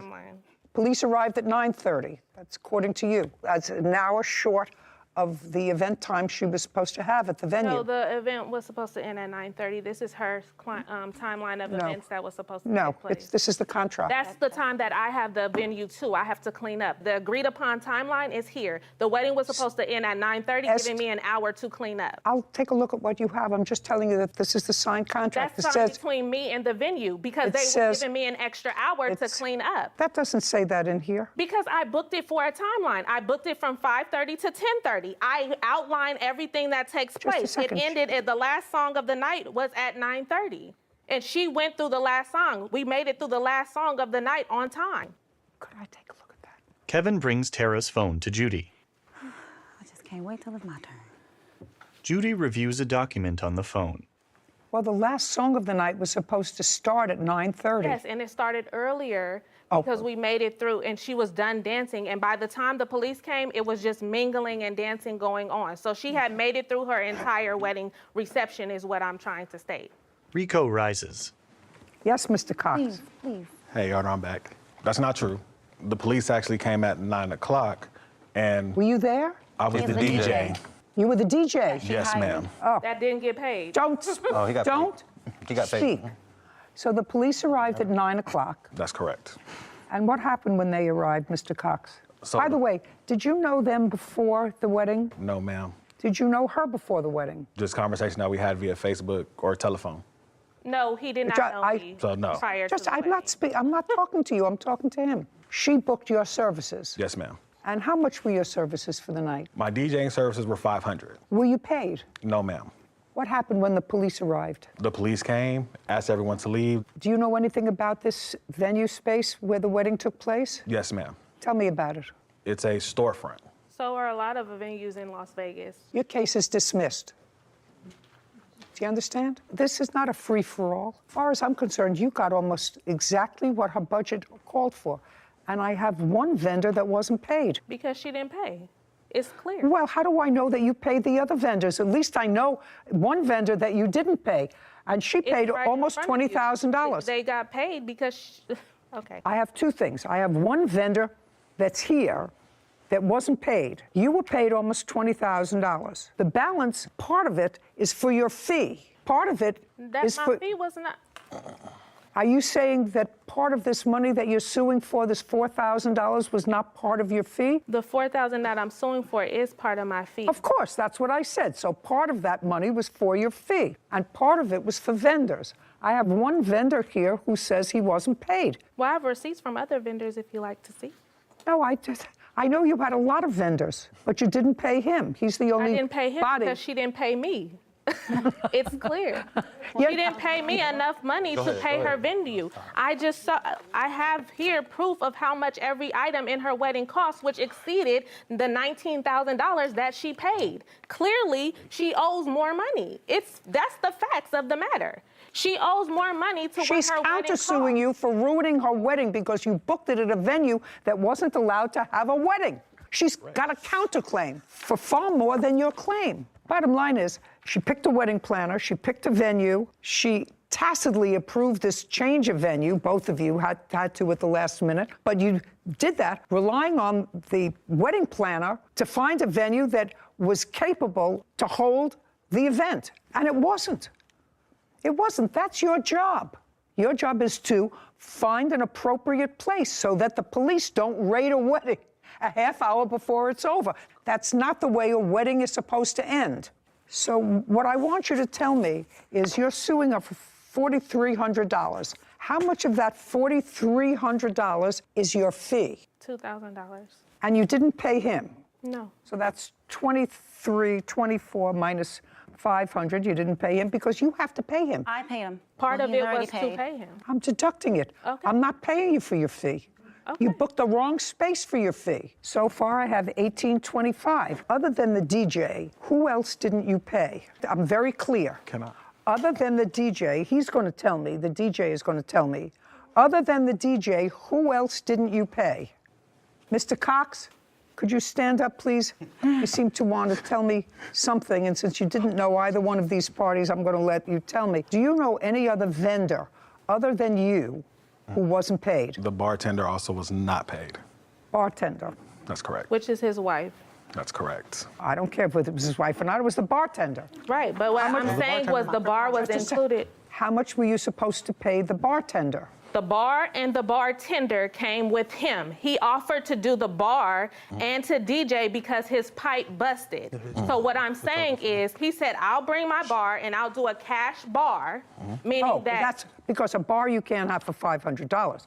So we'll do a cash bar. Correct. Did you do a cash bar? Yes, ma'am, I did. Okay. So you made some money off the cash bar? Yes, ma'am. Yes, of course. Got it. Now you can sit. So what you paid him was $500 for both. And $150 for the bar. $650 total. That's what he charged them outside of the wedding. This is a very easy case for me. You were paid almost $20,000. I wasn't paid anything. I was paid $2,000. And I would feel doubly furious if on the day of my wedding, as a new bride of an hour, the event planner said to me, you can't go in unless you sign this contract modifying our first contract. The contract was not to modify. Your case is dismissed. We're done. Okay. This court is adjourned. So you counterclaim. Outside the courtroom, Tara, then Beatrice and Nicholas. There are some things that I realized that, I could have done better. Basically, 10 days before the wedding, add additional $4,000 on top of $20,000. That never happened. It was just her way of just trying to come up on more money, in my opinion. At the end of the day, she had got her wedding. Judy and Sarah. I'm actually sometimes surprised at professionals like this woman, who is an event planner, has a reputation. Mela Turchiarelli for personal belongings. Court come to order. All rise. Judy enters. Be seated, please. Kevin approaches. Hello, Judge. Good. Case number 248, Bolio versus Thompson's Turkey Valley. Thank you. You're welcome. How old are you, Miss Bolio? I'm 31. You have 2 kids? I have 3 children. 3. How old are they? I have a 10-year-old daughter and 2 sons that are 4 and 5. What kind of work do you do? I stay at home with my children. And how long have you been staying at home? Since my first son was born. So for 5 years? Yep, my first son. And what had you done before? Housekeeping, and while I was pregnant with both my sons, I did do beet harvest. There came a time, sometime, I think, was it last year, that you needed a place to stay. Yes. 2021. Yep. Why? September 29th of 2020, me and my boyfriend had broken up, so I had stayed in a shelter. Is your boyfriend the father of either one of these children? All my children have the same father. Me and him had broken up at the time, and I left from where we were staying at the time. Our living was West Fargo, to the YWCA right away, the homeless shelter. And I was there for like 6 months. And during that time, I had met Carmela, and me and her became friends. And I had introduced her to my brother. And then I moved away for a little while in April, and I came back like the end of May. Where did you move to? I went to Texas. What's in Texas? A friend. Where did you meet him? Here in Fargo when I was 14 years old. So what brought you to Texas? That's where he was living, and he told me if I wanted to come live with him there, I could. You didn't have a job in Texas? He did. You? No, I did not. And from when to when were you living in Texas? I left April 15th, and I was there until like... Of 2021? Yeah. And then I moved back beginning of June, kind of. And then... Beginning of June of the same year? Yes. So you stayed there for 3 months? Yeah. And you moved with your children? Yep, all 3 of them. Yep is not an answer. Yes, all 3 of my children I moved. Okay, so you took them out of school in April? My daughter. Took her out of school in April? Yep, I did. Yep is not an answer. Yes. And we moved. You took her out of school in April to go to Texas to live with a friend that lasted 2 months. The fact is you took your daughter out of school. I'm just trying to figure out who I'm dealing with. Yes, because I had nowhere to live. Well, there's a big place, but where do you live, in what state? Minnesota. In Minnesota? Yeah. Well, there's a big difference between Texas and Minnesota. And also, there's only 2 months between April, when school is still in session, and June, when it's over. Yes, I know this. Yeah, you know this. You're aware of this. Yes. Okay. I set this up because I really want to find out what I'm dealing with here. Now, I sort of know. In any event, you had no place to go. Your brother contacted you. You contacted him, and he invited you to come and live with him. Yes, he did. All right. That's what he did. You and your 3 children. Nope, just me and my 2 boys. So you were going to live with your brother and his girlfriend with your 2 children? Yes. You got there when? October. of 2021.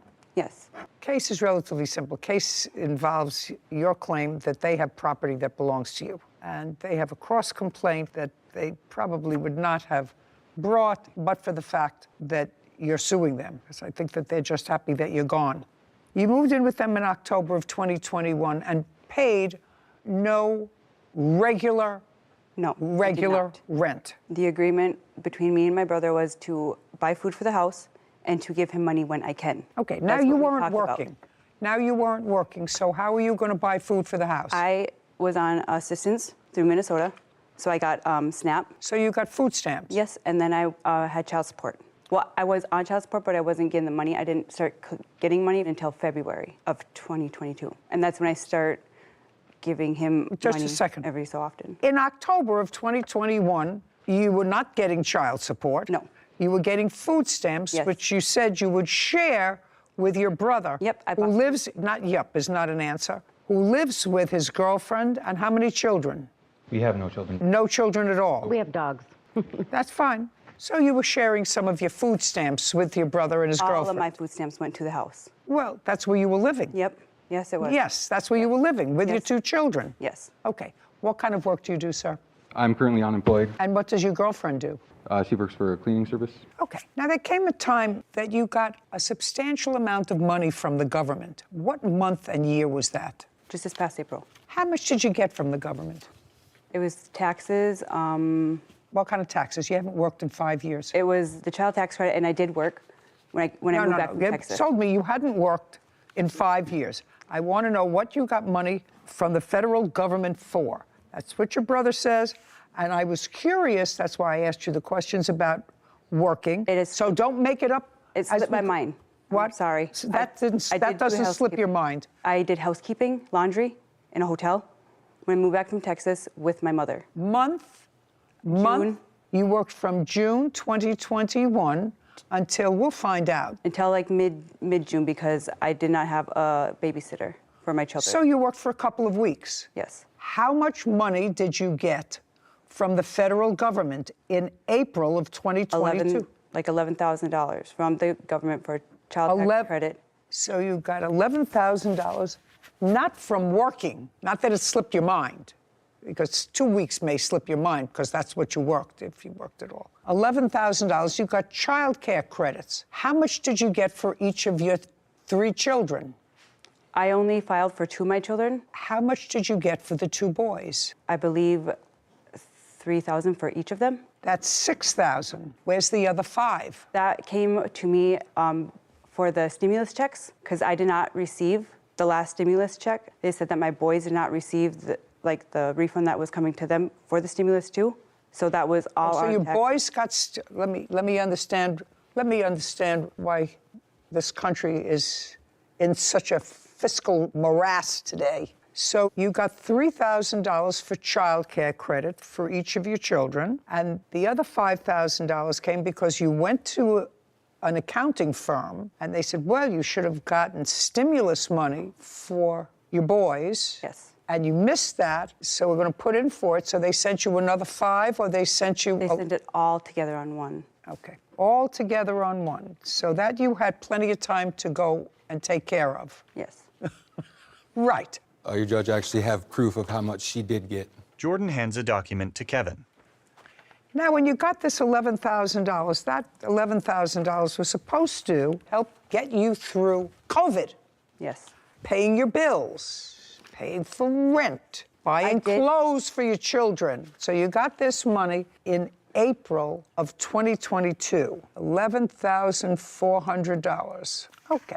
And then you went on vacation. In what month and year did you go on vacation? April of 2022. So the minute you got the money, according to you, I start looking for a vehicle. You bought a car? I started looking for a vehicle. So you started to look for a car. Now, you've been without a car for a while, but you started looking for a car. Yep. And also in April, you asked your friend, your brother's girlfriend, if she would watch your 2 children. Me and her had a discussion before April. You didn't go until after you got the money. Yes. You knew you were getting the money before April because you were going to apply for it. Yes. Yes.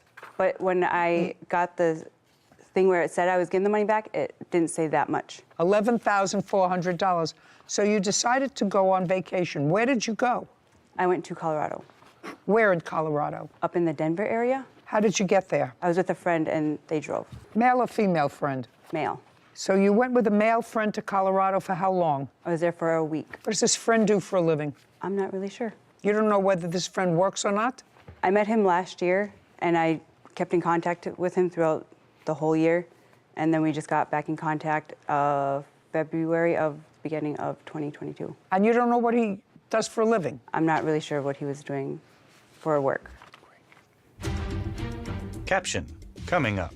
You have no right to give away any of her property, whether you think somebody deserves it more than she deserves it. That doesn't require an answer. I'm telling you what the rule is. Carmela smirks. A courthouse. The Judy Justice logo appears. In the courtroom, Alyssa, Jordan, and Carmela. Alyssa Bolio claims her brother, Jordan Thompson, and his girlfriend, Carmela Turturelli, owe for the value of her personal belongings. Okay, so you went away for a week, and according to what I read, you made arrangements with your friend, your brother's girlfriend, to take care of your two children, and you agreed to pay her $400 for the week. Yes. And then you went away for the week in April. Did you come back after a week? Yes, I did. On what date did you return? The Saturday right before Easter. Date? April 19th, Your Honor. And then what happened? I came home and I talked... April 19th? Yep, I came home on April 19th and I talked to my brother and Carmela. I stayed at the house for a little while because my boys were not there when I got home. What a little while? I stayed at the house for maybe 2 hours and got all my stuff into the house, and my boys were not there. So I believe I went to my sister's house and to my mother's house, and I did not know where my boys were. Just a second. If your two boys weren't in the house... I had asked them where they were. You asked them where you were and they told you it was a secret? No, I asked them where my children were, and they said that they had went with their father. So you knew where they were? When I got home, I knew where they were. I didn't know that they had left previous to me arriving home. When you got home from being away with a new friend in Denver, and you said, where are my boys? Duh, where are my boys? They're with their dad. So you went to your sister and mother's house, and then what happened? And then the next morning, we left to the cities, and... The next morning? On Easter Sunday. On Easter Sunday, who's we? Me and the friend. What friend? My friend that I went to Denver with. So you went where? Minneapolis. How far a ride is that? 4-hour drive. You intend to stay over there? No. We were going to go visit some of his friends and then come back. But next thing I remember was waking up in the hospital. And I contacted my brother when I did. You have the hospital records? No, I do not. I contacted them. You have, just a second, you have an admission record? No. Do you have a bill from them? No, because I don't get billed. Of course you get bills. When you leave the hospital, they say either you owe us this amount of money, that's what you get when you're discharged from the hospital. You may not be able to get hospital records, but it would certainly be interesting, madam, for me to know what. The next thing I knew after you were going with your friend to the cities to see some of his friends, you don't know anything until after you wake up in a hospital. As soon as I woke up, I contacted my brother. What date? I'm not sure. I don't remember exact dates. I mean, you have 3 children. What do you mean you don't know what date? I don't know the exact dates, but I did contact him as soon as I was able to, because I did not have my own phone. Don't you see how irresponsible this whole story is for a person who has 3 children? Yes. How totally irresponsible it is. And what is sad about it is you appear to be an intelligent person who just seems to go from one place to another based upon, well, I used to know him in Texas, I used to know him in Colorado, I used to know him here. I'll leave my 2 boys with Carmela. And we don't have no children, so we're taking care of her children while she's out running around doing whatever. I didn't ask you anything. Okay. I can actually visualize the picture, and sadly, so can you. What date did she finally contact you after she disappeared again? So after a Thursday after Easter Sunday. The Thursday after Easter Sunday, so that's the 21st of April is the Thursday after Easter this year. It was actually Monday, the 25th. We got records. That's when I came home. I don't care. I just want to know when you showed up again. I contacted my brother, and I let him know what had happened. And then he was asking about our father, like I was supposed to go pick up our father. I don't care. Now let's get to the lawsuit. Now that I understand the characters that I'm dealing with, it is your claim that your brother and or his girlfriend took some of your property, didn't give you all your property that you should have had, because they finally said, we've had enough of you and your shenanigans, goodbye. I did Good not idea. start leaving the house until that April. I was in the house the whole time with my boys. I've asked them maybe to watch them overnight a couple times, but that's it. I don't care. They had enough of you. You didn't pay rent. They could say to you, goodbye. We tried to do our best. You took advantage of us. Goodbye. Now, that being said, you stayed with them for how many months and didn't pay them any rent, any utilities? How many months? You and your boys? 4. 4 months. Because I started paying my brother in February. Paying him what? Money. I gave him money. No, I don't want to know who gave him money. Rent. I know that at your age, maybe you think you're too young. Maybe you're too young. They either rent their house, they have a mortgage on their house, they have things that they have to pay. We did not agree upon a set amount for every month. We did not agree upon. Well, don't you think you should agree on a certain amount every month? You just came into $11,000. And it was actually way more than 4 months. You just came into $11,000. You've been living off somebody else's largesse. You just came into $11,000 that I gave you, or they gave you, but you certainly didn't work for.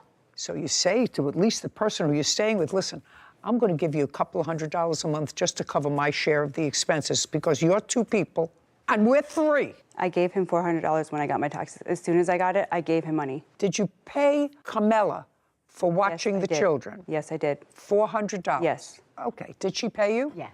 She says in her complaint that you sold a computer of hers. She says you felt that she owed you more money because you actually watched the children for a longer period of time than the week that she paid you for when she doesn't remember where she was.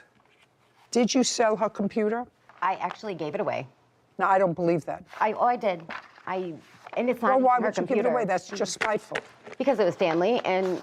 What do you mean it was family? It was family. I am not your family. I don't want you to speak. You have no right to give her things away. It wasn't hers, and I have proof right here. Whose was it? Who knows? I guess her friends.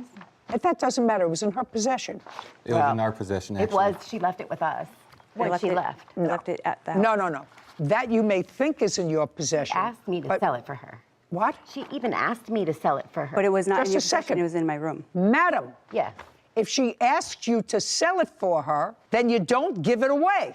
Well, if she says, sell my computer for me, then you sell it. Then you don't say, I can't sell it, so I'm just going to give it away. I gave it to one of the kids in the family that I thought could use it way more than her trying to use it to bail out her friend from jail. That's not... And she owed me a whole bunch more money. Who died and left you boss? Well, me in the house, because it was our house.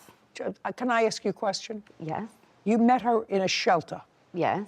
How long have you lived in that house that you're currently living in? August of 2018, to be exact. Before that, the lease was in my name. What part of I don't want to hear you? So you moved into his house? Yes. Right, so it's not your house. Well. It's his house.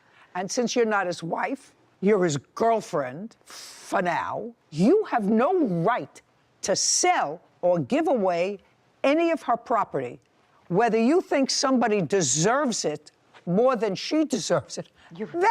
That doesn't require an answer. I'm telling you what the rule is. Oh. Caption coming up. You wanted them to sell your TV, jacket, and all of this is so that you can get him out of jail. Yes. Oh.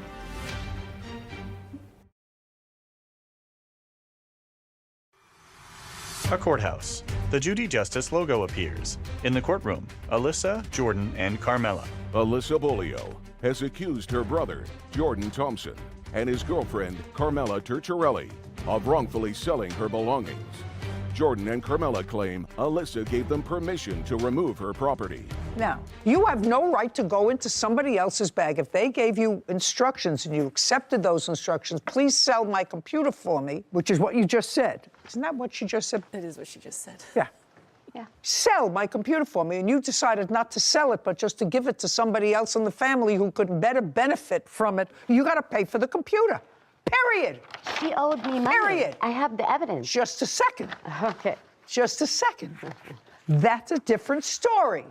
Camilla, let me tell you something, sir. You look like a very nice guy. You look like a very nice guy. I would unload her as fast as I could. Oh. I'm just telling you. Wow. I'm just telling you. Because first she says, I gave it away. Let's understand what she says. First she said, I gave it away. Then she said, she told me to sell it, right? Yes. Then she said, I gave it to somebody who I thought could use it better than she was using it. Now, I'm going to ask you, Kevin, to go get the 2 pieces of paper that she wants me to review that she owed her money, and then I'm going to go back and explain to your lovely Camilla, listen to me, sir, I'm listening. who I would think twice about. Carmilla shakes her head. Judy reviews the document. Well, I don't see anything about a computer here. I see that you wanted them to sell your TV, Yes. jacket, and all of this is so that you can get him out of jail. Yes. Oh. I didn't see anything about the computer. I see the TV, I see a jacket. Here, it's right here. Just a second. It's not in the ones you gave me, but I'm glad you gave that to me because I have some indication that she did, in fact, ask you to start selling stuff because this is the same person that you went to the cities with. Yes, and... Yes, when you forgot where you were and woke up in a hospital. Yes. Judy shakes her head. Okay, found someone who wants that digital graphic computer. So can you put it in the living room or by my door? So you were going to sell your digital computer. Yes. Was it his computer? It was, but he had given it to me. So you wanted to sell it? Yes. And you say, I'm not giving it to you until you pay me what you owe me for childcare, because you felt as if she should pay you more money because you watched the children longer than a week. And there's a couple other reasons. And whatever, and a pair of shoes. I don't care anything about that. You have a bill for the computer? Yes, I do. I'd like to see it. Alyssa produces a document, then hands it to Kevin. He brings it to Judy, who reviews it. No, I don't like this because the date was changed. The date the order was placed was to April 18th, 2022. So this is not a legitimate, it may be a legitimate price, but it says order placed on April 18th, 2022. You want to take a look at that? Because that's phony. Somebody changed that. No, somebody changed it. Okay. Do you understand? Yes. When did you get it? I got it in April. I don't believe this. Take a look. Judy hands the document to Sarah. When did he go to jail? The 25th of April. What? Of April. And you left on vacation with him when? A week before Easter, so I'm not really sure. A week before Easter, Sarah. What's the date? The week before Easter, the previous Sunday would be the 10th, April 10th. April 10th. And you were away for a week? Yes. And then you don't remember where you were? No, that was the second week. That was the second week? Yes. I was in Colorado for the full week, and I came back the day before Easter, and then I left on Easter Day, and then And when did you get this computer? You see, that's what I'm asking you. When could you possibly have gotten this computer if the bill... This is dated the 18th. Of April. Which I believe they said was the day she came back. When could you have possibly gotten it from him? I ordered it for him. I paid for it, and then he gave it to me. Listen, I suggest you both get your acts together. You get nothing from your brother. Just consider yourself very, very lucky that he took care of you and that he let you come into his house. I would suggest you not do it again, and maybe she'll get smart. She has 3 children. She'd like to raise them together. She should get a job. Find a way of making a living. Figure it out, because you made 3 children. They have a right to a certain amount of stability. And they all are stable. That's not stability. That is Get it together. Oh, well, sometimes you can't get through to people. They're that kind of thick, and that's why we are where we are in this country. Do you understand? Yes, Think sir. twice. I know you tried to be a good brother. Yep. Think twice about doing it again. By the way, does your mother work? Yes. And it mentioned something about a father. What kind of work did your father do? I don't really remember. He was a logger. Both your parents work. Yep. Good. Evidently, it didn't rub off. Thank you very much. Your case is dismissed, as is your counterclaim. This court is adjourned. Outside the courtroom, Alyssa, then Carmela and Jordan. I'm okay with it. She was a friend, and I love her children. And really, it wasn't about her. It was about them kids. He won't talk to me because of her. You need a job, you need to Change. change. Something needs to change with her. I don't really care. Hopefully she does figure it out. The kids deserve it. He deserves it. He's a good brother. Judy and Sarah. You know, that case takes me back to my family court days. And I only have one observation other than the fact that I'm what should be society's frustration with this, which is once you have children, you have the responsibility, your sole responsibility is to make sure that your children are taken care of. You have to say, listen, my social life takes a back seat. Everything else takes a back seat. But I have 3 little kids, and they are my priority. So I have to do whatever I can to put my life in order. And she clearly has her priorities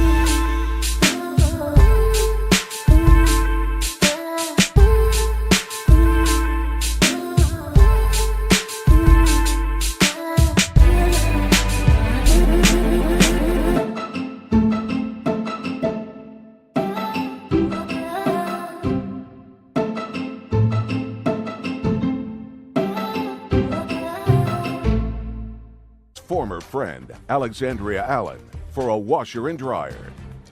Court come to order. All rise. Have a seat, please. Kevin approaches the bench. Hello, Judge. Case number 2043, Pelletier versus Allen. Thank you. You're welcome. This young lady is a friend of yours. A former friend, correct. How friend? I met her from another mutual friend that I had, and we just formed a relationship together, just a friendship. Are you married? I'm not, I'm single. Any kids? No. And what about the defendant? She does have 2 kids, and she is married. Currently? Yes, currently married. Are you also friendly with her husband? Yeah, just friends. We were, yeah, before all this took place. So that all of you were friends? Yes, at one point, yes. Case is relatively simple. Miss Allen's washer and dryer stopped working. Correct. You had done some odds and ends things for her in the past. Yes, worked on her car and stuff. And did you find or did she find the used washer and dryer? She asked me for recommendations, and she found it on the selling app for used items. So you told her where she might look for it? Correct. And she found it on an app online? Correct. Okay. No, Now- actually. Look at me. Okay. He made the recommendation to me. Did you go on the app yourself? No, I did not. So you never saw the washer and dryer? Well, Is that what you're... Just a second. So what you're saying, I just want to be clear. So I said, if you didn't go on the site, then you never saw the washer and dryer. May I speak now? Either you did go on the site and see it, or I didn't go on the site. I didn't see it. He sent the picture of them to me, just a screenshot. That's all I got. Okay. How old are you? 32. You have 2 children? Yes. Did the screenshot show you where they came from? I have a photo of them, and it doesn't say anything. So is what you're telling me you didn't know where they came from? Well, there is a name of the site. Would you like to know that? I want to know if you knew it. Yes, I know. All right.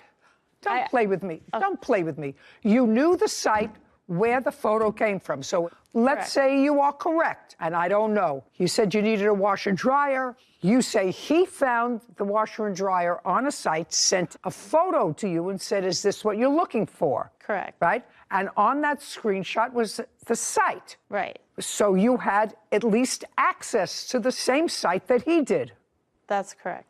And did the site give you the name of the person or persons to contact with regard to the washer dryer? There was no one's name, just a phone number. Did you call a phone number? I didn't call them. Who called them? Mr. Pelletier. Now, Mr. Pelletier didn't call them unless you said they look fine.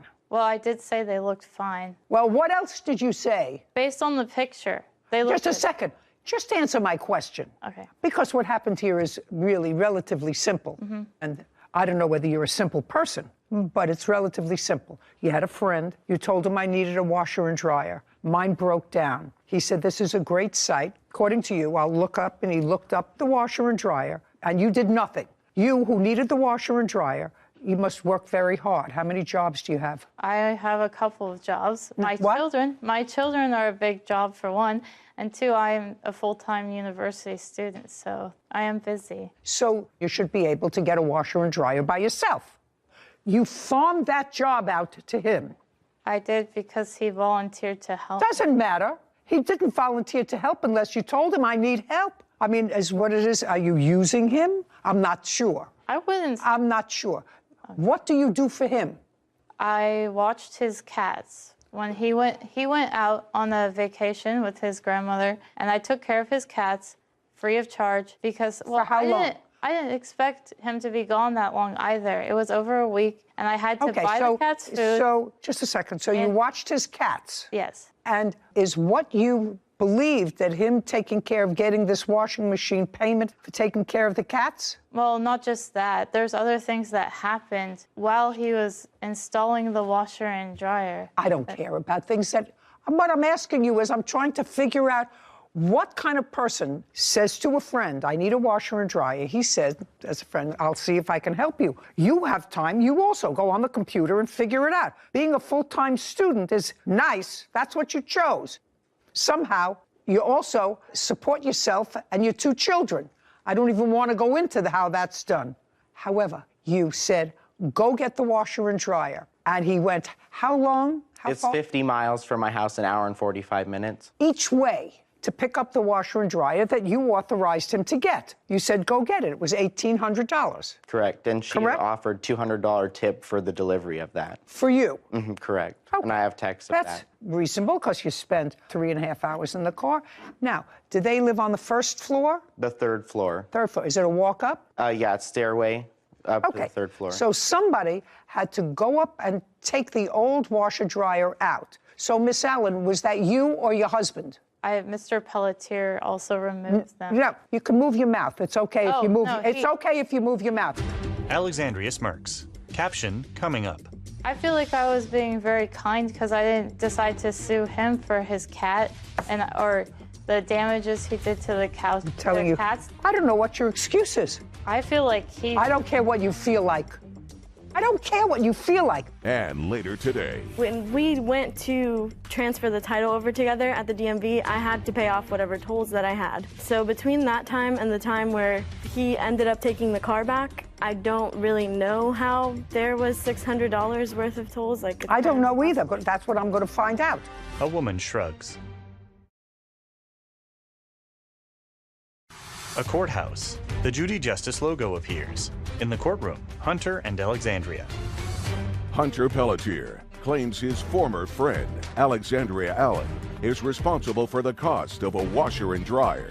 The plaintiff walked up the 3 flights of steps, carried each of the washer and dryers downstairs, took the washer and dryers from downstairs up the 3 flights, got them installed, and you didn't like them.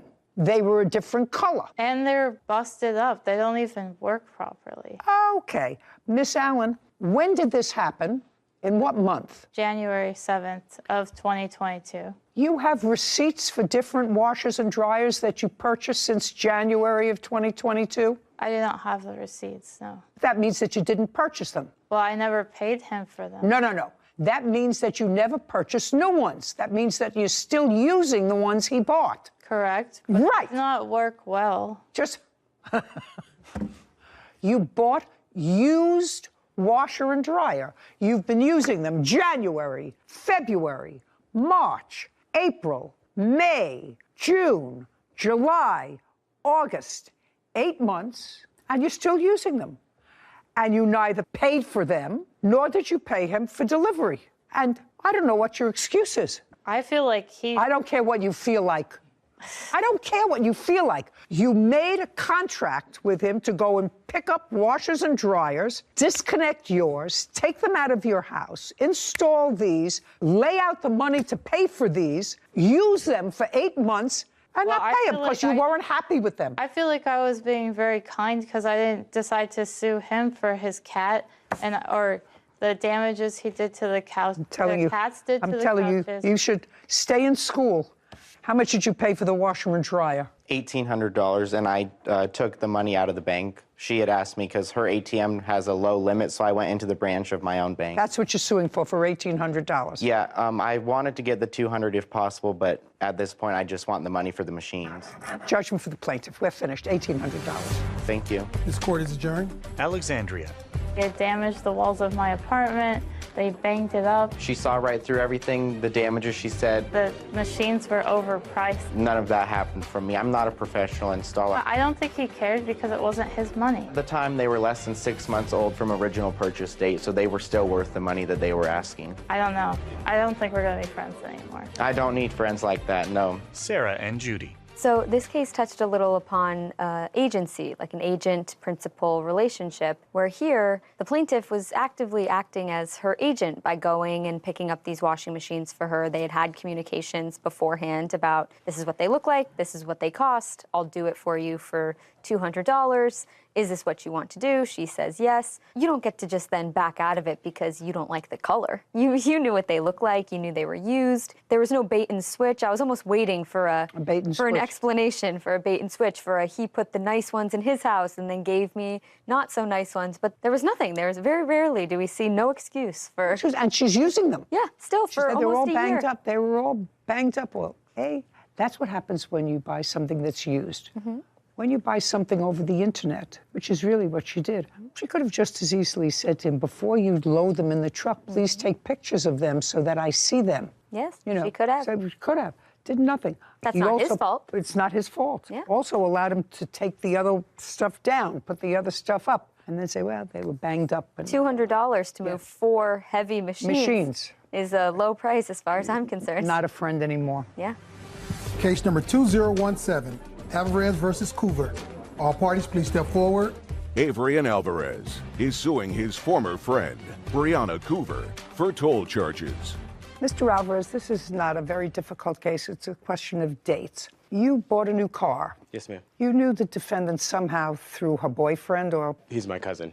Okay, so you purchased a new car. You had an older car that you were still paying off. And Miss Culver needed a car, and you made an arrangement with her where she would take over the monthly payments on your old car so that you would just be paying your new car. And when she finished making the payments on the car would be hers. That's correct. You did, in fact, conclude that agreement, and Miss Coover did, in fact, pay off the car. Yes, ma'am. She paid off the car. However, she did not register the car in her name. That's correct. And you had your plates on the car, and it is your claim that while the car was in her possession, she racked up $600 and some odd in toll fees. Yes, Your Honor. Which is what you're suing for. Yes, ma'am. Ms. Culver said that didn't happen. She had her own Easy Pass, toll pass, whatever it is. And there was no way that those tickets were incurred while she was in possession of the car. And additionally, she's got some very sad stories. She paid off the car. She didn't register it for some reason. She didn't register it, which I don't have to get into. You took the car back because you were afraid that your plates were on the car, and you started to get these dunning notices for tickets. Then you had to give the car back because you had given her the title to the car when she finished paying off the car, despite the fact she hadn't registered it. And then you took the license plates back, which is a very smart thing to do, because then she couldn't use them to get through the tolls. And because you took the plates off and she didn't register it and get new plates, it was towed from her parking space at her condo, taken to a lot where she didn't have enough money to get the car out, and the car was auctioned off, and now she has no car. And you have $600 worth of tickets in your name. Yes, ma'am. You got it. Is that it? That is a version of the story, yes. Well, I will let you tell me a different version. Everything is true. Thus far, we did have the agreement where he wanted a new car, I needed a car. No, I got that. I just want to know what I said that was incorrect. I just made it shorter. Just to clarify, when we went to transfer the title over together at the DMV, I had to pay off whatever tolls that I had before they're able to transfer the title over. So that was done. So between that time and the time where he ended up taking the car back, I don't really know how there was $600 worth of tolls. I don't know either. That's what I'm going to find out. But is there any part of the story that I just told that was inaccurate? Brianna hesitates. Caption coming up. He transferred over the car to you. You had possession of the car. He didn't. Correct. Other than you who drove the car. Come on, that's a question. And other than you who drove the car. Nobody. No. Who drove your car? Judy glares at Brianna. A courthouse. The Judy Justice logo appears. In the courtroom, Avery and Brianna. Avery and Alvarez claims his former friend, Brianna Coover, owes for toll charges. Brianna says she already paid for the toll charges. He says that you had possession of the car. He got notification that there were tickets. You say that you didn't go through tolls. He said, I didn't have possession of the car. Is there anything that is incorrect about that? So it's just a question of dates. It's not a difficult case. It's a question of dates. Correct. Okay, so give me the date that you made this arrangement to pay off the car. I don't know the exact date. She took over the car payments starting July 2019. And when was it paid off? May 16th, 2021. When it was paid off, did you sign the title over to her and the lien holder did? Going back and forth at that time, I was trying to get her to come over to where I live so we could go to get the car transferred. We ultimately settled on a date, and then the DMV over there said that she had to have a sheriff verify the VIN and the odometer before we could transfer it over. I guess it's a rule in the county. So at that moment, then yes, we signed it over to her so she could do it at her local DMV. And that was on what date? That was July 9th. Now, between July of 2018 and July of 2021, Did you ever drive that car? No, ma'am. When did you initially take the car back from her? I took the car back September 11th of 2021. And how long did you have the car when you took it back because of these tickets? I texted her on September 15th and told her that she could go pick the car up because I had found out that I Couldn't do that. Exactly. I It should was keep my self-help for that. Correct. Okay, so you had the car between September 11th and September 15th. Yes, ma'am. Other than that period of time, did you ever drive the car from July 18th until the present time? No, ma'am. So if there were any tickets that were accrued, it was either by the defendant or somebody who drove the car with defendant's permission. Yes, Your Honor. I'd like to see the dates of the tickets. Avrian flips through a pile of documents.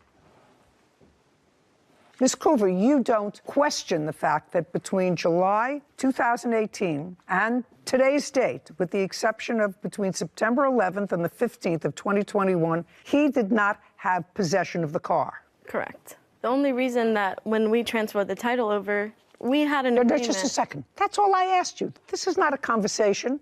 I just want to know who got the tickets. Whoever got the tickets is responsible for them.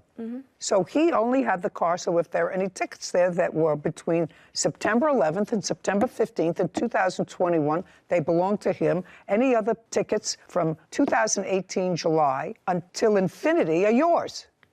Brianna nods. Kevin hands Avrian's documents to Judy, who reviews them.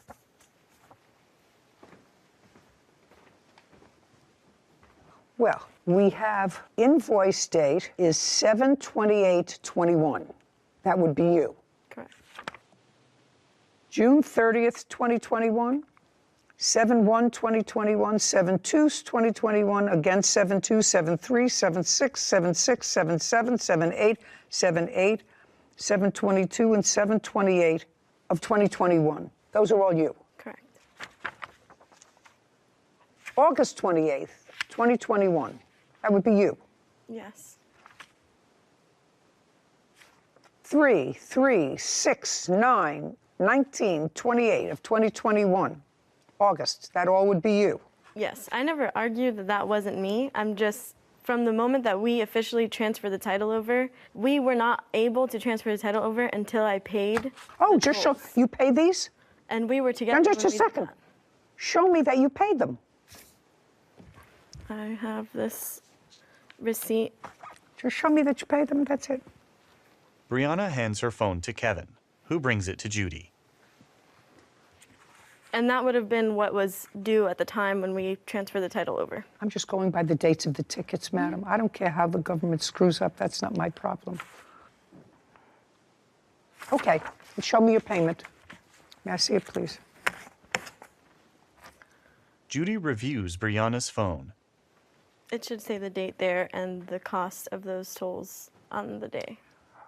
This is your SunPass. You replenished your SunPass That's a payment to SunPass. for $154. And that's what it was on the day that we transferred the title over. So my thing is, from the day that we transferred the title over to the day that he came to my parents' house and took the car, there was no way that I racked up $600 in tolls. I don't know whether you did or didn't. Then take that up with Department of Motor Vehicles. That's what they say you racked up between that period of time.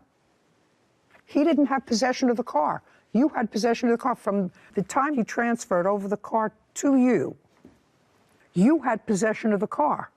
He didn't. Correct. Well, other than you, who drove the car? Come on, that's a question. And other than you, who drove the car? Nobody. No. He never drove your car.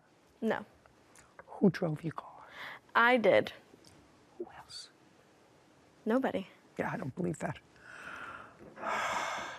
Judgment for the plaintiff in the amount of $654. We're finished here. Thank you. This court is adjourned. Avrian, then Brianna.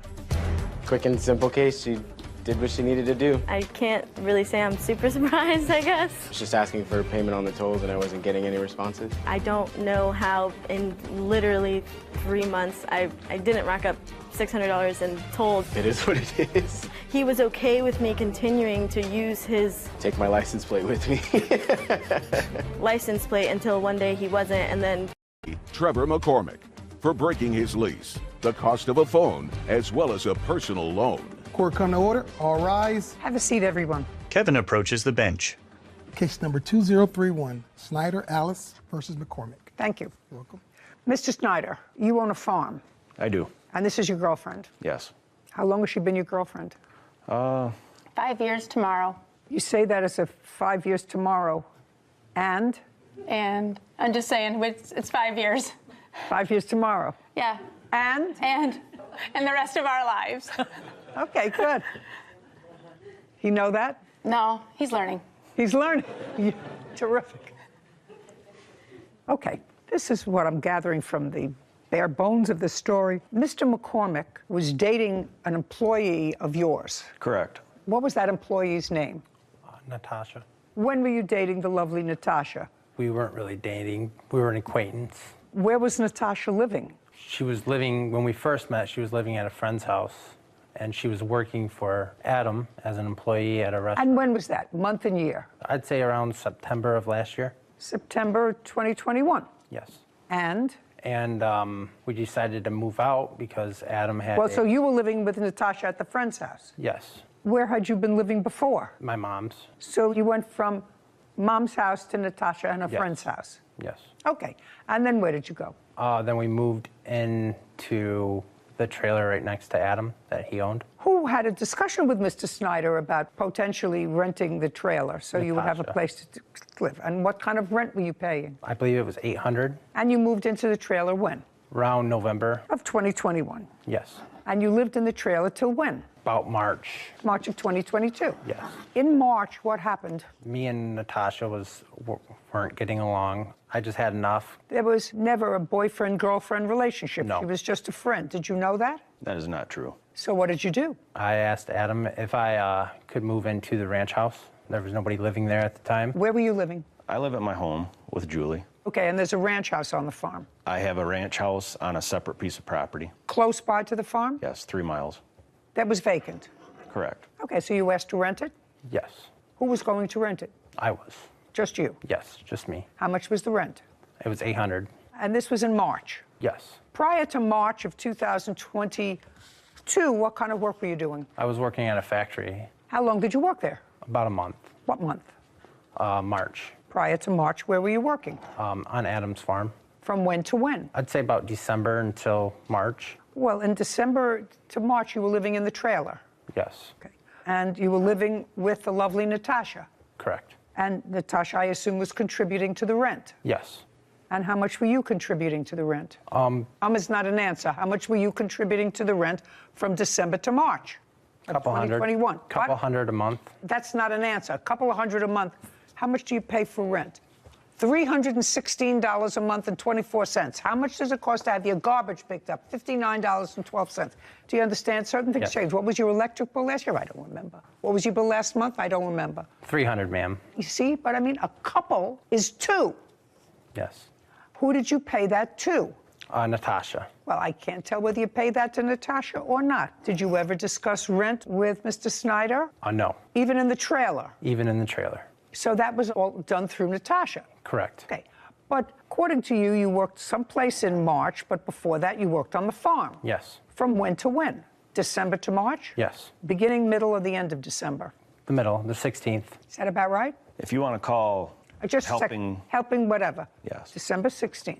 Okay. And from December 16th, you did whatever work it was on the farm until March? Yes. March what? Till I moved out. No, March what? Beginning, middle, and... 28th. And what was the rent in the ranch house? The ranch house must have been nicer than the trailer you were living in. $800. You moved in April? Yes. How much money did you give him? $900. Some was to go towards security? I was in between jobs, and that's what I had, so we made an agreement that I'd pay $900 the week of, and then so on and so on. I don't have What's the so on copy. and so on? I don't have the copy of the lease. He never gave me it. Did you sign a lease? Yes. I'd like to see it. I have it right here. In the back of the contract, you'll see where we wrote down he would pay $900 Just a second. on the 8th. Judy reviews a document. Okay, so the security deposit was supposed to be $1,200. You paid $8. Paid $9.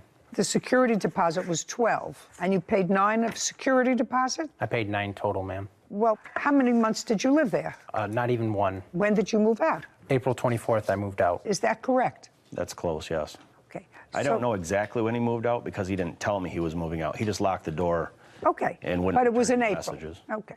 And you had $900. He paid $900, And the rent on the property was supposed to be $800 per month. $800 monthly. Yes, So right now, you've been paid for the month that he lived there. correct. Prior to his moving in there, who was living there? Nobody. So it wasn't rented. Nope. In what year was it last rented? 2021.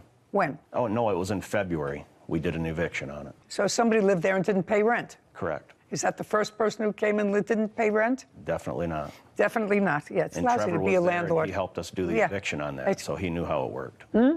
Trevor was there. He helped us do the eviction because we had to have court officers there To get him out because they weren't paying rent. So he knows how it works. Well, he may know how it works, but he did, in fact, give you $900, He did. and he lived there for less than a month. That's right. So that's sort of square. I know you'd like him to be responsible for his lease, but you have your house back. Mm-hmm. Now, tell me about this phone that you say he owes you for. Okay. By the way, where's your phone? I have my phone that I paid for. Their phone that I put a down payment for is at my house. Why? I didn't know I had to bring it. Well, it was just purchased within the last year. Yeah. Why do you have two phones? You have no Because, job. Why do you have two phones? I have a job. Oh, good. I bought this outright because he shut the other phone off. Oh, well, where is the phone? The phone's at my house. What kind of phone is it? It's an iPhone 13. You want it back? I'd like him to just pay for it like the agreement was, but He gets back his phone. Yes, ma'am. Okay. Even though I paid just it a down. second. Where do you live? Where do you live? I live in Highland. Where is that? It's by Detroit, Michigan. Who else lives at home? My girlfriend, What's her name? Ariel. Where is she? She is currently working right now. Does she know where the phone is? Yes. Okay. They're going to give you an envelope in the clerk's office back here. You're going to tell Ariel to put his phone carefully packed and mail it to him. FedEx, UPS, the fastest way it will get there. Then you get your phone back. Go. What's next? I have text messages here from Trevor. This will show where, when he was dating Natasha, they had agreed that they would pay for their phones up front so that I would put them on my business plan. I told them I would only do that if they paid for the phones up front, because when I took Trevor to Verizon, I said, if they don't pay for their phone bill, as long as they've paid for these phones in full, I can shut them off and it will cost my business no money, correct? Mm-hmm. And the lady said, that is right. I said, okay, then we can do it. So we added them to the bill, to the business plan. And here, where I text him, I said, you and Natasha told me you were paying for the phone in cash. That's why I allowed you on my business plan. Now I found out that you did not pay for the phones up front, because when we were in there, he and Natasha had the cash. Did you assure Mr. Snyder that you were going to pay for the phone? I had no idea I was even going to get a phone until Natasha said, go with Adam and go pick up our phones. That's all I heard, and that's what I did. Well, I didn't know can't about say the that to cash. me because the lovely Natasha isn't here either. Sir, you're going to get your phone back. Is it one phone or more? We recovered the second one from Well, you're going to recover this one too.